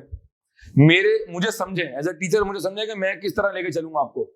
पहली चीज, जब तक कि आप बोर्ड के डायग्राम को कॉपी नहीं कर लेंगे, ये मेरा प्रॉमिस है, मैं आगे नहीं बढ़ूंगा। आप तसल्ली करें, रिलैक्स। नंबर 2, मैं आपको जो 4 या 5 मिनट दूंगा, वो मिनट आपके होंगे। उसमें जो आपने खुद समझा है, जो आप नोट करना चाहेंगे, वो आप नोट कर लेंगे। दूसरी बात, तीसरी बात, मैं हर चीज जो बोर्ड पर समझाऊंगा वो मैं आपको लिखवाऊंगा भी। तो अगर आप लेक्चर सुन के परेशान हो रहे यार ये नोटिंग तो नहीं हो रही है, तो वो मैं आपको नोटिंग खुद से बाद में करवाऊंगा। जब आप घर जाएंगे तो आपके पास सारा लेक्चर मेरे डिक्टेशन की सूरत में या मेरे मैनुअल की सूरत में मौजूद होगा। आपके पास घर में रिवीजन का सामान मौजूद होगा इंशाल्लाह, परेशान मत होइएगा। ठीक है जी। अक्सर बच्चे परेशान होते हैं कि यार टीचर क्लास में बोर्ड ना मिटा दे, वो कोई और होंगे। मैं जब तक कि आप कॉपी नहीं करेंगे, मैं बोर्ड से कुछ भी नहीं मिटाऊंगा। ठीक है जी, रिलैक्स रहा करें। लिखवाऊं कुछ? सबसे पहले लिखें जॉब इंचार्ज कौन होता है, लिखें शाबाश, लिखें जॉब इंचार्ज। हेडिंग डालें जी job incharge. Job incharge is a person, लिखें जी, job in charge is a person who is the captain of the audit team.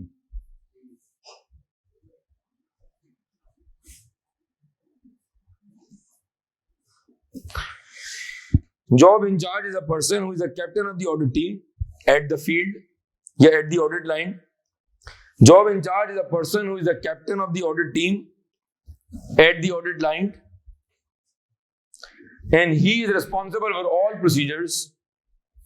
And he is responsible for all procedures. And he is responsible for all procedures to be performed. And he is responsible for all the procedures to be performed at the audit line. And he is responsible for all the procedures.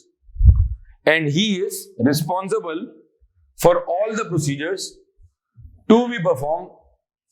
याद है ना वो procedure जो किया, वो procedure बताऊंगा क्या है, ये हम कवर करेंगे आइजा 500 के अंदर। And he is responsible for all the procedures to be perform at the audit client. अब जब मैं ऑडिट क्लाइंट कहता हूं तो आपकी समझ आता है ऑडिट क्लाइंट कौन होता है, जिसका हम जाकर क्या कर रहे हैं, ऑडिट कर रहे हैं भाई। ठीक है जी। And he is responsible for all the procedures to be perform at the audit client. He reviews, REVIEW,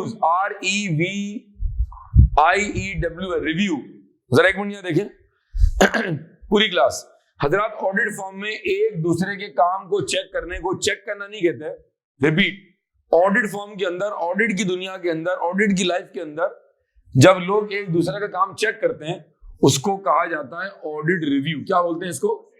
जबरदस्त सर, आप हमें ऑडिट भी सिखा रहे हैं, साथ साथ बिल्कुल सिखाएंगे आपको इंशाल्लाह, क्योंकि आपने अगला आपका मरहला क्या है, आर्टिकलशिप। तो ये सारी चीजें आपको पहले से पता होनी चाहिए, ये हमारी जिम्मेदारी है। जुमला क्या लिख रहे थे हम? आखिरी जुमला क्या लिखा है? he reviews the work of juniors.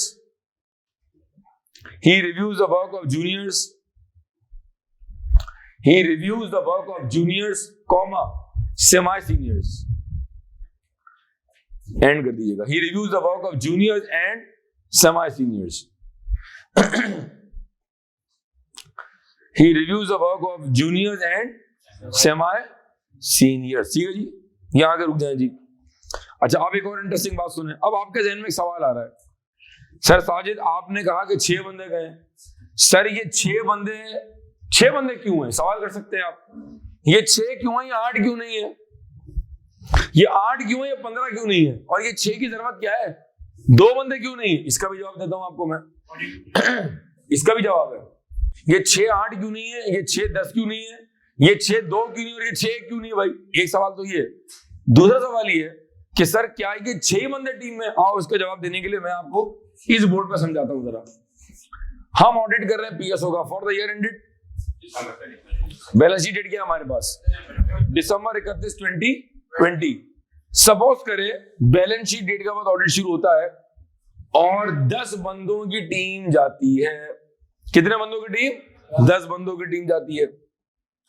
ये 10 बंदे तो वो हैं जो ग्राउंड पर जाकर जंग लड़ रहे हैं, इसको बोलते हैं ऑडिट फील्ड वर्क। वो बंदे, वो टीम जो ग्राउंड पर जाकर, क्लाइंट पर जाकर एक्चुअल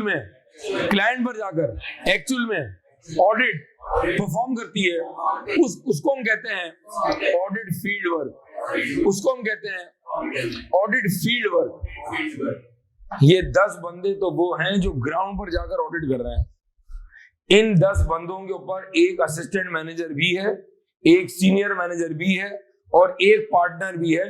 जो ये 3 बंदे हैं ये ईवाई में बैक ऑफिस में बैठ के काम को चेक कर रहे हैं और जरूरत पड़ने पे क्लाइंट चले जाएंगे, जरूरत पड़ने पे क्लाइंट से मुलाकात कर लेंगे, जरूरत पड़ने पे सीएफओ से मुलाकात कर लेंगे। इसका मतलब है टोटल ऑडिट टीम में 10 बंदे नहीं है, 13 बंदे। वेरी गुड, ये समझा रहा था मैं। इसका मतलब है 10 प्लस 3, तो टोटल टीम में कितना बंदे हो गए? 13 बंदे हो गए, जिनमें से एक कौन है? Audit delta. ऑडिट ये वो बंदा है जो अल्टीमेटली रिपोर्ट को साइन करने का जिम्मेदार है। बात समझ आई कुछ? ठीक है। अब एक और चीज सुनिएगा जरा, ये जो मैंने खाली बक्सा छोड़ा हुआ था इधर, अब मैं इसको मिटा रहा हूं।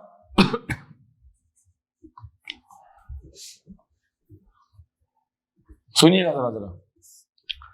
आर्टिकलशिप की लाइफ के बाद होता ही है कि अगर आपकी आर्टिकलशिप खत्म हो गई है, अगर आपकी आर्टिकलशिप खत्म हो गई है लेकिन आपका अभी पेपर नहीं निकला है, आप क्वालिफाई नहीं हुआ सीए, आपके 2 पर्चे बाकी हैं, आपके 2 एमएसए के बाकी हैं, एक आपका सीफएफ का पर्चा बाकी है, लेकिन आप काम में बहुत अच्छे हैं और ऑडिट फर्म आपको रखना चाहती है। Audit firm does not want to lose you और आप भी ऑडिट फर्म को छोड़ना नहीं चाहते हैं, तो वो आर्टिकलशिप खत्म होने के बाद आपको जॉब की ऑफर कर देंगे।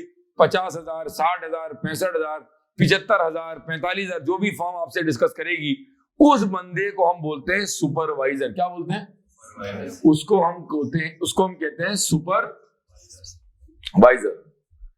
ये वो डेजिग्नेशन है जो आर्टिकलशिप खत्म होने के बाद मिलेगा अगर फर्म आपको जॉब ऑफर कर देगी और आपके कुछ पर्चे बाकी हैं। मेरे ऐसे बहुत सारे स्टूडेंट्स हैं जिनके पेपर नहीं निकले, 2 पेपर फाइनल के बाकी हैं, 3 बाकी हैं, 4 बाकी हैं, किसी का 1 बाकी है, लेकिन ऑडिट फर्म आपको छोड़ना नहीं चाहती थी, तो ऑडिट फर्म ने आपको क्या बना दिया? सुपरवाइजर। जैसे ही आपके पेपर पास हो जाएंगे, आप क्वालिफाई कर जाएंगे, तो ये डेजिग्नेशन अपग्रेड होके कहां आ जाएगा? असिस्टेंट मैनेजर, और पैसे डबल हो जाएंगे। अगर हम यहाँ 60 पे थे, वहां हो जाएंगे आपके 1 20 1 30। बात समझ आ रही है? सारा खेल किस पर है? पेपर पास करने पर है। सारा खेल किसके ऊपर है? पेपर। आप बहुत स्मार्ट हैं, आप बहुत डैशिंग हैं, आपका बड़ा अच्छा रिजल्ट है, आपके ए लेवल्स में स्ट्रेट एज है, लेकिन अगर आपके पेपर नहीं निकले फाइनल के, तो आप ऊपर नहीं आएंगे, और अगर आपके कैफ के पेपर नहीं निकले तो आपकी जर्नी स्टार्ट ही नहीं होगी। सारा खेल है पेपर्स के ऊपर, जिसके लिए आपने क्लासें लेनी है, बहरहाल जो भी तरीकेकार है। तो एक बात तो ये हुई। अब मैं आपको अपनी एग्जांपल देता हूं। 2002 पहली जॉब पीएसओ, एक मासूम सा, नाजुक सा, स्मार्ट सा बच्चा, नाम था उसका साजिद कपाडिया, सी एंटर किया हुआ था, एसी से क्वालिफाइड था, पहला क्लाइंट पीएसओ, 15 बंदों की टीम। कितने बंदों की टीम? 15, क्योंकि पीएसओ था जाइंट, बाप है वो। 15 बंदों की टीम ईवाई की और 15 बंदों की टीम फर्गुसन की है। वो कहां से आ गए? जॉइंट ऑडिट था। इसका मतलब है अगर एक क्लाइंट है और 2 फर्म्स है, सर क्या हमारे यहाँ पाकिस्तान में, दुनिया में क्या जॉइंट ऑडिट हो सकता है? बिल्कुल होता है। सर क्या मतलब है जॉइंट ऑडिट का? जॉइंट ऑडिट का मतलब है जब एक क्लाइंट का ऑडिट एक से ज्यादा फर्म कर रही है। नॉर्मली कितनी फर्म्स होती है? 2। आधी बैलेंस शीट ईवाई वेरीफाई कर रही है और आधी बैलेंस शीट पीडब्ल्यूसी। आधा पीएनएल उनके पास है, आधा हमारे पास है। इसका मतलब है इस तरह के जॉइंट ऑडिट में दोनों फर्म्स की आपस में क्या होगी, कोऑर्डिनेशन। तो एक कमरे में ईवाई की टीम थी और एक कमरे में बराबर में पीडब्ल्यूसी की टीम थी, और हम दोनों फर्म्स आपस में दोनों फर्म्स की जो टीम है आपस में, दोनों के जो जॉब इंचार्ज है वो आपस में कोऑर्डिनेट करते थे। सर ऑडिट रिपोर्ट साइन कैसे होगी? अब ऑडिट रिपोर्ट पर एक नहीं 2 साइन हो जाएंगे। अब ऑडिट रिपोर्ट पर एक नहीं 2 साइन होंगे, और अगर ऑडिट फीस 3 करोड़ रुपए है तो 1.5 करोड़ ईवाई के और 1.5 करोड़ पीडब्ल्यूसी के। सर ये तो बता दें आजकल फीस क्या चल रही है, थोड़ा मोटिवेशन ही आ जाएगा। सर बात समझिए सर, महंगाई बहुत है सर। मेरे ख्याल में पिछले साल तक यूबीएल और एचबीएल इनकी फीस मेरे ख्याल में 3 और 4 करोड़ के दरमियान थी। अंदाजा लगा लें कि ऑडिट फर्म क्या बिलिंग करती है। और अगर आप यहां कहीं फॉल कर रहे हैं तो आप वो मत सोचें, आप बस यही सोचें, जब तक कि आप पार्टनर नहीं बनेंगे, ये कुछ भी मत सोचें। बिला वजह ब्लड प्रेशर में मुब्तला हो जाएंगे, शुगर हो जाएगी, स्ट्रेस में जाएंगे, मंगनी टूट जाएगी, दिल तोड़ देंगे किसी का, क्लास में नहीं आएंगे, क्या फायदा। जब पार्टनर बनेंगे तो देख लेंगे, अल्लाह खैर करेगा इंशाल्लाह। ठीक है जी, जो हमें रिस्क दे रहा है, लोगों को रिस्क दे रहा है, वो आपको भी रिस्क देगा इंशाल्लाह। मेहनत करेंगे तो कामयाब होंगे इंशाल्लाह भाई। तो भाई जब मैं उसमें था, पीएसओ में था, 15 बंदों की टीम, सब सुनो, 15 बंदों में मैं जूनियर था, 5 जूनियर थे, 4-5 जो है वो सेमी सीनियर थे, और भी शायद जूनियर थे, 2 सीनियर थे। बड़ा क्लाइंट था, 2 सीनियर थे, 2 खलीफा थे। जॉब इंचार्ज एक था, सीनियर 2 थे। जॉब इंचार्ज कितने थे?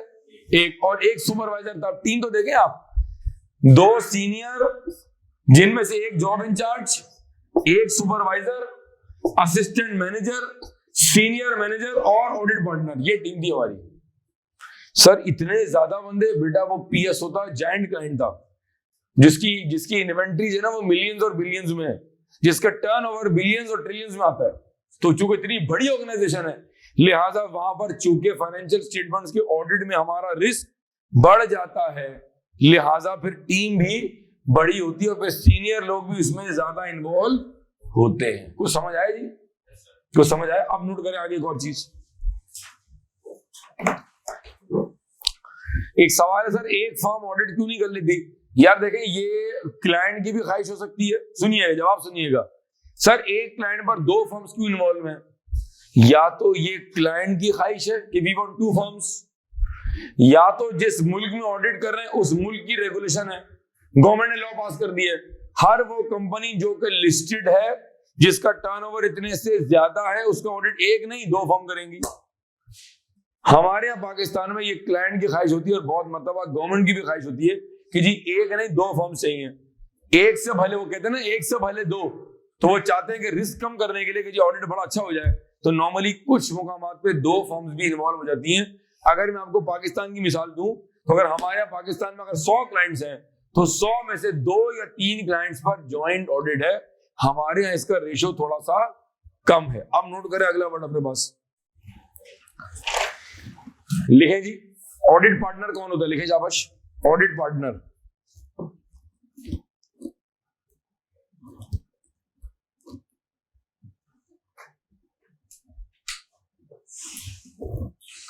Audit partner is a person, लिखे जी, audit partner is a person who is ultimately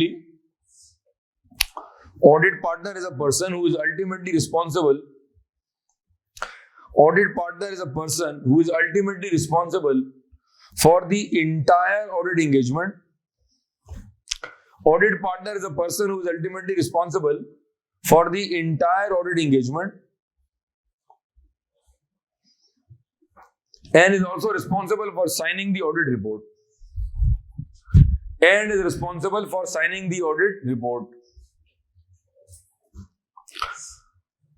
Audit partner is a person who is ultimately responsible for the entire audit engagement या entire audit।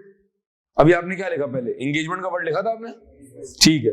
ये भी बताऊंगा engagement क्या होती है, ये वाली engagement नहीं है जिसके चक्कर में पढ़ाई कर रहे हैं। Audit partner is a person who is ultimately responsible for the entire audit engagement and is also responsible for signing the audit report and is also responsible for signing the audit report। ठीक है जी।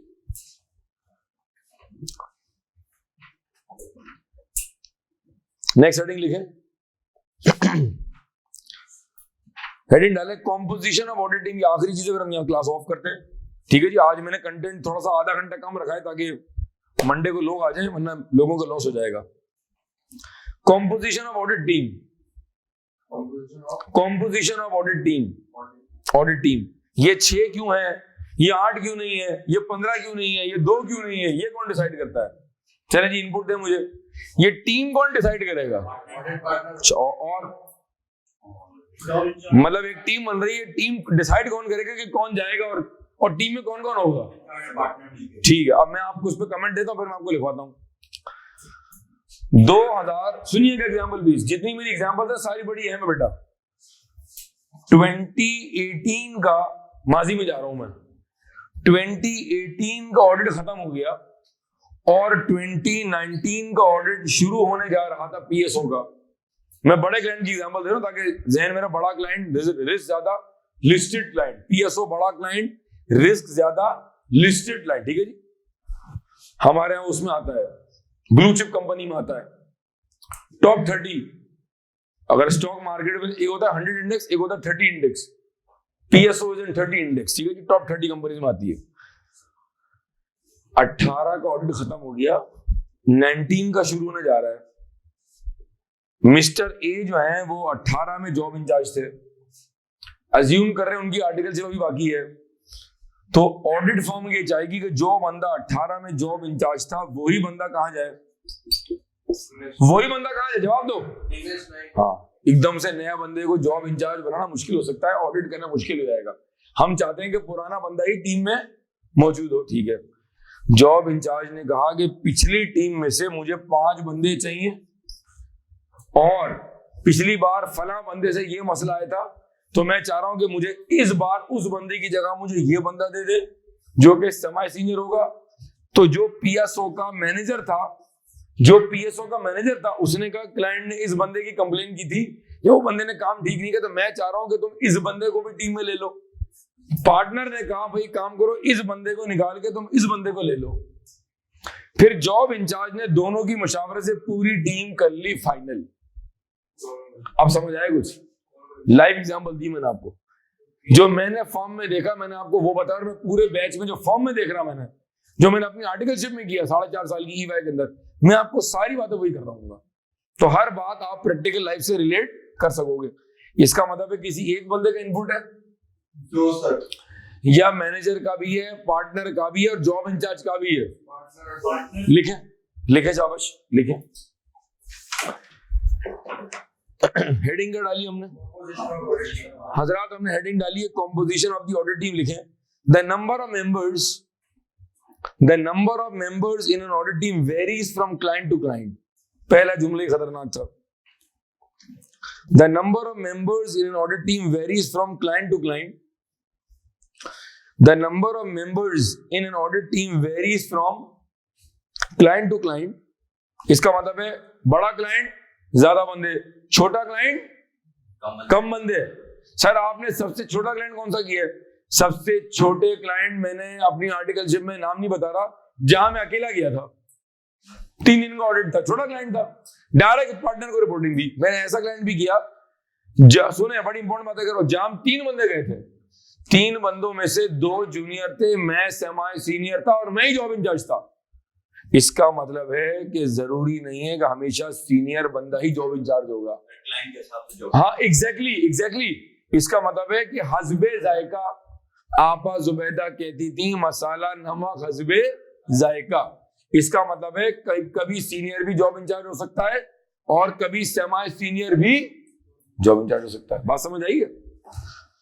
The number of members in audit team varies from client to client. That is, team could be having 10 or 5 or any other number of members. That is, team could be having 10 or 5. That is, an audit team could be having 10 or 5 or any other number of members. That is, repeat कर रहा हूँ शुरू से।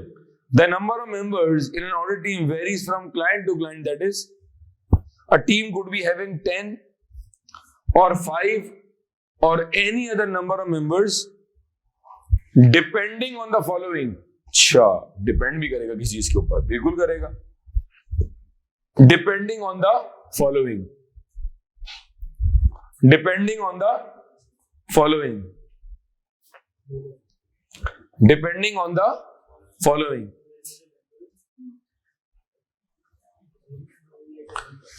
Depending on the following. Number 1 लिखें, risk at the audit line. Risk, risk नहीं, risk का, ये रहा रिस्क। इसको भी इंशाल्लाह लेक्चर नंबर 3 और 4 में खोलेंगे जरा, ठीक है जी। रिस्क एट द ऑडिट, जितना रिस्क ज्यादा होगा उतनी टीम बड़ी होगी, जितना रिस्क कम होगा उतनी टीम क्या हो जाएगी? कम हो जाएगी भाई। Risk at the audit line, number 1। Number 2, operation slash volume of the audit line. अब मैं पीएसओ को टीसीएस पाकिस्तान से कंपेयर नहीं कर सकता, मैं टीसीएस पाकिस्तान को पाकिस्तान स्टील से कंपेयर नहीं कर सकता, मैं पाकिस्तान स्टील को इम्तियाज स्टोर से कंपेयर नहीं कर सकता। रिपीट कर रहा हूं मैं। Depending on the following, number 1, risk at the audit line. Number 2, operations slash volume of the clients business. Operation slash volume of the clients business. Clear? साथ हो ना मेरे? इसी हेडिंग की सब हेडिंग, मतलब मेन हेडिंग क्या थी? Composition of the. इस पूरे पैराग्राफ की मेन हेडिंग क्या थी? एक और हेडिंग डालें, इसी की सब हेडिंग डालें, sub heading. Who decides the team composition? ये टीम डिसाइड कौन करता है? Who decides the team composition? Pick तो कर रहे हो गए अब आपको चीजों की समझ आना शुरू हो गई है। Who decides the team composition? Who decides the team composition? लिखो, the composition of the team is mutually decided. The composition of the team is mutually decided. शुक्रिया। The composition of the team is mutually decided by the job in charge. The composition of the team is mutually decided by the job in charge. क्या मैंने अपनी example में ये बताया था? हजरात, PSO के एग्जांपल में ये बताया था? जवाब देने में मैंने भी इनपुट दिया था। मैं कौन था? फिर किसने अपना इनपुट दिया? मैनेजर ने। चाहे वो एएम हो या वो मैनेजर हो या वो सीनियर मैनेजर हो, फिर पार्टनर भी अपना इनपुट दे सकता है। तीनों के इनपुट से टीम जा रही होती है। हाँ, पार्टनर का इन्फ्लुएंस ज्यादा भी हो सकता है, कम भी हो सकता है। मैनेजर का इन्फ्लुएंस ज्यादा भी हो सकता है और कम भी हो सकता है। लेकिन असल जो टीम है वो बाबर आजम ने बनानी है कि मैंने धोनी को लेना है, धानी को लेना है, या मैंने उमर जमाल, कौन है वो नया लड़का? आमिर जमाल, उसको लेना है मैंने। ये फैसला अल्टीमेटली जो प्लेइंग 11 है वो बाबर आजम ने ही फैसला करना है। ठीक है, क्या लिखा हमने? The composition of the team is mutually decided by the job in charge and the manager. However,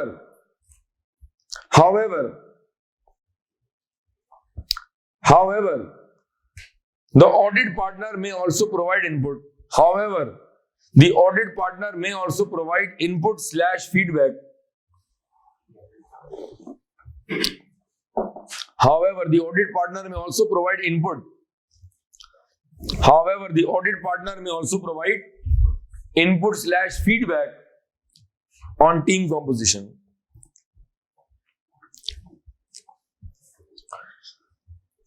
However, the audit partner may also provide input / feedback on the team composition. को समझ आया? जरा रिपीट कर देंगे जरा, हमने आपको जो जो आज लिखवाया जरा जी, अगर आप रिपीट कर लें जी। हजरात मैं रिपीट करवा रहा हूं, हो सकता है आपको शायद आवाज थोड़ा सा दूर से आए, लेकिन बहरहाल जी। पहला क्या लिखा है मैंने? जॉब इंचार्ज पढ़ लो शाबाश। जॉब इंचार्ज कौन होता है भाई? Is the person who is captain of audit team. Who is the captain of the audit team? At the audit line. At the audit line. And he is responsible for all procedures to be performed at the audit line. ठीक है, आगे चलो। He reviews the work of junior and supervisor. ठीक है, आगे चलो। Audit partner is the person who is ultimately responsible for the entire audit engagement and is also responsible for signing audit report. ठीक है जी, आगे चलें। Composition of audit team.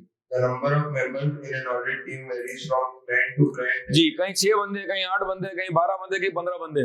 मैंने ऐसी जॉब भी की जहाँ 6 बंदे, पीएसओ में 15 बंदे थे, एक क्लाइंट था जहाँ 8 बंदे थे। हो सकता है ऐसी टीम में जहाँ 20 बंदे होंगे। इसका मतलब है टीम कहीं ज्यादा और कहीं कम, ये किस पे डिपेंड करेगा? रिस्क एट द क्लाइंट और वॉल्यूम ऑफ ऑपरेशन। अब पीएसओ है मिसाल के तौर पे, भाई पीएसओ का ऑफिस कराची में भी है, लाहौर में भी है, मुल्तान में भी है, भाई पूरे पाकिस्तान में है। आपके मुल्क की one of the giant companies है।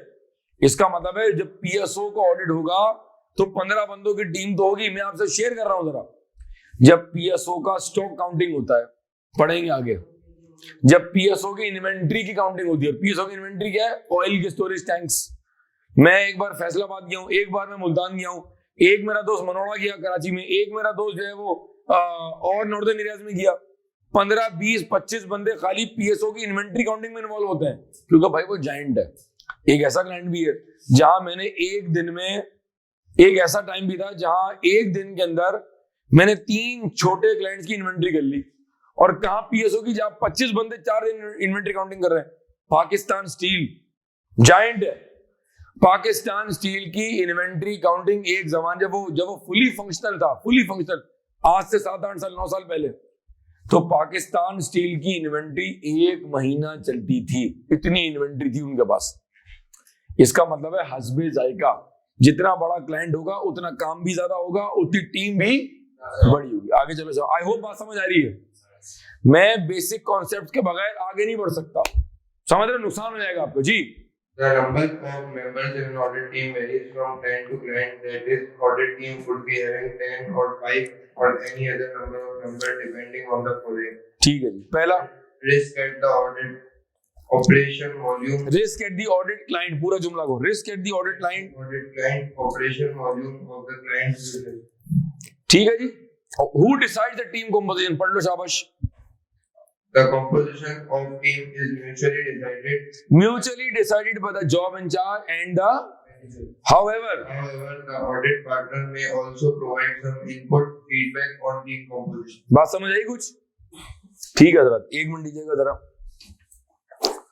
अच्छा हजरत, मैं काम करता हूँ before we finally wind up the lecture number 2। आज थोड़ा सा हमने स्ट्रेंथ को देखते हुए कंटेंट थोड़ा सा हमने समझे कि 15-20 मिनट का कंटेंट हमने कम रखा हुआ है, ताकि जो नेक्स्ट हमारा लेक्चर नंबर 3 जो हमारी क्लास मंडे को होगी, उसमें जरा हाजिरी इंशाल्लाह पूरी होगी, तो उसमें जरा फुल फ्लैश चलेंगे। सिर्फ मैं आपके इंटरेस्ट को बहाल करने के लिए एक काम करता हूं, जरा आप अपनी बुकलेट का निकालें पेज नंबर 34। जरा आप अपनी बुकलेट का निकालें पेज नंबर 34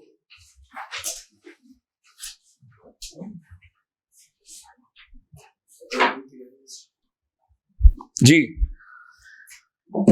पेज नंबर 34 पे क्या दिख रहा है जी? हजरात अगले 5 मिनट, बस 5 मिनट में इंशाल्लाह क्लास ऑफ कर रहे हैं, जुम्मे का दिन है, ठीक है जी। अगले 5 मिनटों के अंदर ये हमारे पास पेज नंबर 34 पे पेपर दिया हुआ है मार्च 2022 का, ऐसा ही है? हाँ है ना? मैं आपको सिर्फ इसके 3-4 सवाल की रिक्वायरमेंट लिखवा रहा हूं। दोस्त पेज नीचे देख रहे हैं, नंबर दिया हुआ 34 पे, आ जाओ मेरे दोस्त। मैं आपको 3-4 सवाल की सिर्फ रिक्वायरमेंट पढ़ा रहा हूं। ये काम मैंने पहली क्लास में भी किया था, कुछ सवाल मैंने पढ़वाए थे आपको। ये मैं क्यों कर रहा हूं? ताकि आपको शुरू की 2-3 क्लास में आइडिया हो जाए कि हमारा पेपर दिखने में कैसे लगता है और रिक्वायरमेंट क्या है, ताकि पेपर से दोस्ती हो जाए और सब्जेक्ट से भी दोस्ती हो जाए। हम तो ऑलरेडी दोस्ती कल कर चुके थे बहरहाल, कोई दोस्त हमारे नहीं है, ठीक है जी, बहरहाल उनसे भी दोस्ती रखेंगे हम। मार्च 2022 मैं खुद सवाल पढ़ रहा हूं, ठीक है जी। क्वेश्चन नंबर 1, मैं सिर्फ 3 सवाल पढ़ूंगा, बाकी इंशाल्लाह हम नेक्स्ट क्लास में कंटिन्यू करेंगे। Discuss any 5 IT general controls relating to program change management. Discuss any 5 IT general controls, ये टॉपिक आप कवर कर लेंगे under the heading of CAAT. कल बात हुई थी, कंप्यूटर असिस्टेड ऑडिट टेक्निक। 5 नंबर का सवाल है, मुझे ये कंफर्म कर दें क्या ऊपर कोई सिनेरियो दिया हुआ है? नहीं। ये कौन सा सवाल है? थ्योरेटिकल। सर क्या पेपर में स्टेट थ्योरी आती है? तेरे सामने आ रही है। हाँ, ऑडिट का टीचर हूं, हर बात का खुद ऑडिट कराऊंगा मैं, ताकि तुमको तसल्ली हो। 1B, state any 3 controls which should ensure that wages and salaries are not paid to the ghost or fake employees। क्या कोई सिनेरियो दिया हुआ है? 1 सेकंड, सवाल कौन सा है? स्ट्रेट फॉरवर्ड थ्योरी का सवाल है। 3 और 5 कितने हो गए? 8 नंबर का सवाल है। इसका आंसर हैंडआउट में दिया हुआ है। अगर आप एग्जाम में फ्लो में चल रहे होंगे तो ये 8 नंबर जो है आप 4 से 5 मिनट में ले सकते हैं। मैं तुम्हें आज दे रहा हूं कॉन्फिडेंस कि ये पेपर की ऐसी की तैसी, अगर आपने सारी क्लासें ली हैं जिस तरह मैंने आपको गाइड किया, आप पढ़ेंगे, तमाम नोट्स पढ़ के जाएंगे, तमाम क्लास में पास पेपर की प्रैक्टिस, जिसमें तकरीबन हम 150 पौने 200 प्लस पास पेपर हम क्लास में कर रहे होंगे, उसके बाद इंशाल्लाह अल्लाह ने चाहा तो आप फेल नहीं हो सकते भाई, आप पास करेंगे इंशाल्लाह। ठीक है जी। क्वेश्चन नंबर 2 सिनेरियो दिया हुआ है, मैं सिर्फ रिक्वायरमेंट पढ़ रहा हूं आज क्योंकि अभी हमने टॉपिक ही नहीं पढ़ा ना। Identify the matters that you will consider while obtaining an understanding of APL and it's environment. हजरात ये हम कवर करेंगे आइजा 315 के अंदर, नाम है उसका अंडरस्टैंडिंग द एंटिटी, लिख लो अपने पास आइजा 315। अभी नहीं पढ़ा, पढ़ लेंगे इंशाल्लाह पूरा। ये बात लेक्चर नंबर 1 में बताई थी, आज फिर बता रहा हूं, ये पूरा सब्जेक्ट आपस में लिंक्ड है। फॉर एग्जांपल अगर मैं एग्जांपल तुम्हें दे दूं, हम स्टार्ट करेंगे इंशाल्लाह जब हम बेसिक कॉन्सेप्ट कवर कर लेंगे, जब हम बेसिक कॉन्सेप्ट्स कवर कर लेंगे फिर हम कवर करेंगे आइजा 500, फिर हम कवर करेंगे आइजा 320, फिर हम कवर करेंगे ऑडिट रिपोर्ट। इसमें हम पढ़ेंगे 700, 701, 705 और 706। जब मैं तुम्हें ये पढ़ा रहा हूँ, जब मैं तुम्हें रिपोर्ट का टॉपिक पढ़ा रहा हूँ, तो वहां आइजा 320 भी आ रहा होगा, वहां आइजा 500 भी आ रहा होगा, वहां सब्सटेंटिव प्रोसीजर भी आ रहे होंगे। इसका मतलब है पूरा सब्जेक्ट आपस में लिंक्ड है, हर क्लास में लिंकिंग होगी और हर टॉपिक के साथ पास पेपर की ड्राफ्टिंग होगी। इसके बगैर गुजारा ही नहीं है, पॉसिबल ही नहीं है पढ़ना। चीता बना देंगे इंशाल्लाह, उसके लिए हर क्लास में आना पड़ेगा भाई, ठीक है ना, ताली दुआ से बचती है। क्वेश्चन नंबर 2 है identify the matters that you will consider while obtaining an understanding of APL and it's environment. हजरात ये सवाल बजाहिर लग रहा है सिनेरियो है, लेकिन जब मैं आपको उसका आंसर दिखाऊंगा तो वो मेरे हैंडआउट से कॉपी पेस्ट है। इसका मतलब है ये 5 नंबर बजाहिर क्या लग रहे हैं, लेकिन ये है क्या एक्चुअल में थ्योरेटिकल। कल बात हुई थी, आपको विश्वास करना पड़ेगा उस बंदे पर जो 25 साल से एक ही सब्जेक्ट पढ़ा रहा है। यकीन करें आप, हर अटेम्प्ट में गोल्ड मेडल आना चाहिए। बच्चे पढ़ने को तैयार नहीं है, कह रहे सर पास तो कर लें, कोई 70 मार्क्स करके पास हो रहा है, कोई 80 मार्क्स करके पास हो रहा है। जिस दिन जिस अटेम्प्ट में जिस बच्चे ने प्रॉपर परफॉर्म कर दिया, यकीन करें हर अटेम्प्ट में आना चाहिए गोल्ड मेडल। यकीन करें आप, अल्लाह करे इस बैच में किसी का है इंशाल्लाह, अल्लाह करे, दुआ किया करें। नंबर बी आइडेंटिफाई, ये सवाल प्रैक्टिकल है। Identify and discuss the business risk and the related audit risk from the above scenario. मैं समझाना ये चाह रहा हूं कि जो क्वेश्चन नंबर 2 भी है उसमें आपने सिनेरियो से पढ़ के कुछ चीजों को आइडेंटिफाई, जवाब दो यार। मैं तुम्हारे सामने ऑडिट के पेपर की रिक्वायरमेंट थोड़ी थोड़ी खोल के बता रहा हूं ताकि तुम्हारा इंटरेस्ट डेवलप हो जाए। इसका मतलब है 5 नंबर आसान थे, 9 नंबर में क्या करना है, 9 नंबर में से सिनेरियो में से चीजें पिक करनी है। ये मैं जब समझा दूंगा, टॉपिक पढ़ा दूंगा, तो आप खुद पिक कर रहे होंगे इंशाल्लाह। Question number 3, comment on the validity of each of the following statement. नीचे दिया हुआ 1 2 3 4 5, 6 मार्क का सवाल है। रिक्वायरमेंट का मतलब है जो नीचे दिए गए जुमले हैं, जरा ये बताएं क्या ये जुमले ठीक है। अगर मैं तुम्हें इसकी मिसाल दूं, चल मैं तो मिसाल देता हूं, मैं एक जुमला कहता हूं, आपने बताना है कि क्या वो जुमला ठीक है कि नहीं है। ऑडिट जब खत्म हो जाता है, जब तमाम प्रोसीजर हो जाते हैं, तो ऑडिट टीम में जो बंदा चाहे आपस की बाहमी मुशावरत से वो रिपोर्ट पे साइन कर सकता है। Is the above statement true और फॉल्स? क्योंकि रिपोर्ट साइन कौन करता है? ये इस तरह का सवाल था।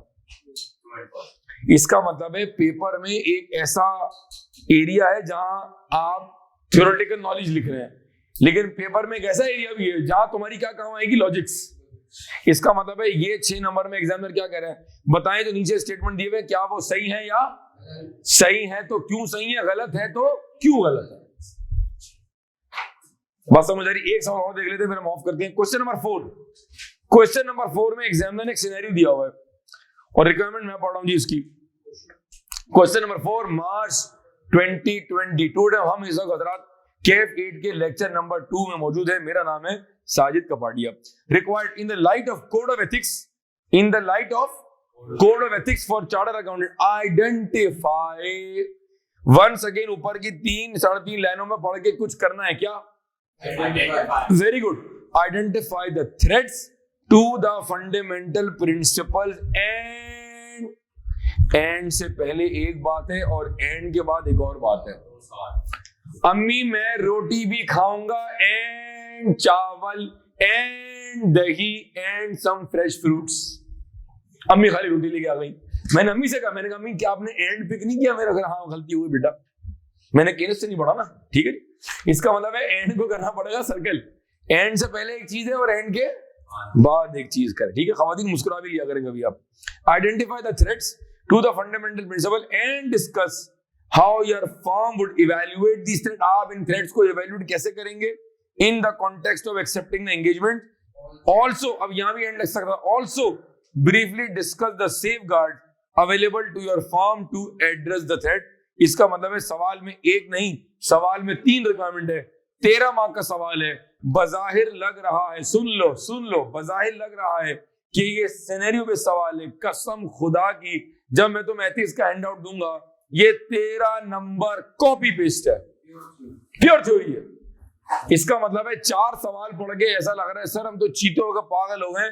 5 और 3 8 नंबर गिनो, 5 और 3 8, 8 और 13 कितने हो गए?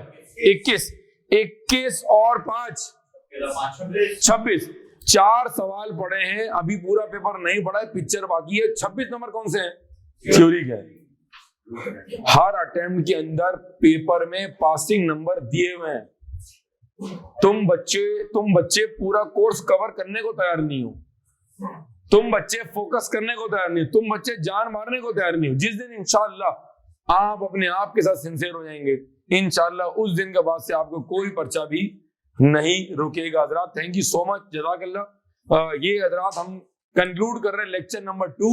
जो लेक्चर नंबर 3 है, सुन ले प्लीज, जो लेक्चर नंबर 3 है वो यहीं से आगे बढ़ेगा। कुछ चीजें आज मुझे बतानी थी, लेकिन जरा आज हाजिरी कम थी, फिजिकल भी और ऑनलाइन भी, लिहाजा कुछ चीजें मैंने पार कर ली हैं, ताकि अगली क्लास में जब नफरी इंशाल्लाह पूरी होगी तो फिर मैं यहीं से इंशाल्लाह बात को आगे लेके बढ़ूंगा। मेरी रिक्वेस्ट है कि आप जो हमारा नेक्स्ट वीक है बड़ा इंपॉर्टेंट है, 5-6 क्लास तक हम बेसिक कॉन्सेप्ट कवर करते हैं। जैसे ही बेसिक कॉन्सेप्ट कवर हो जाएंगे तो जो मैंने कल आपको हैंड आउट दिया था जिसमें 8 सवाल दिए हुए थे, प्लस उसके आखिर में 18 पास पेपर्स दिए हुए प्रैक्टिस के, वो सारे मैं कराऊंगा। फिर हम इंशाल्लाह आगे बढ़ेंगे। Thank you very much. हमारी मुलाकात होगी लेक्चर नंबर 3 में।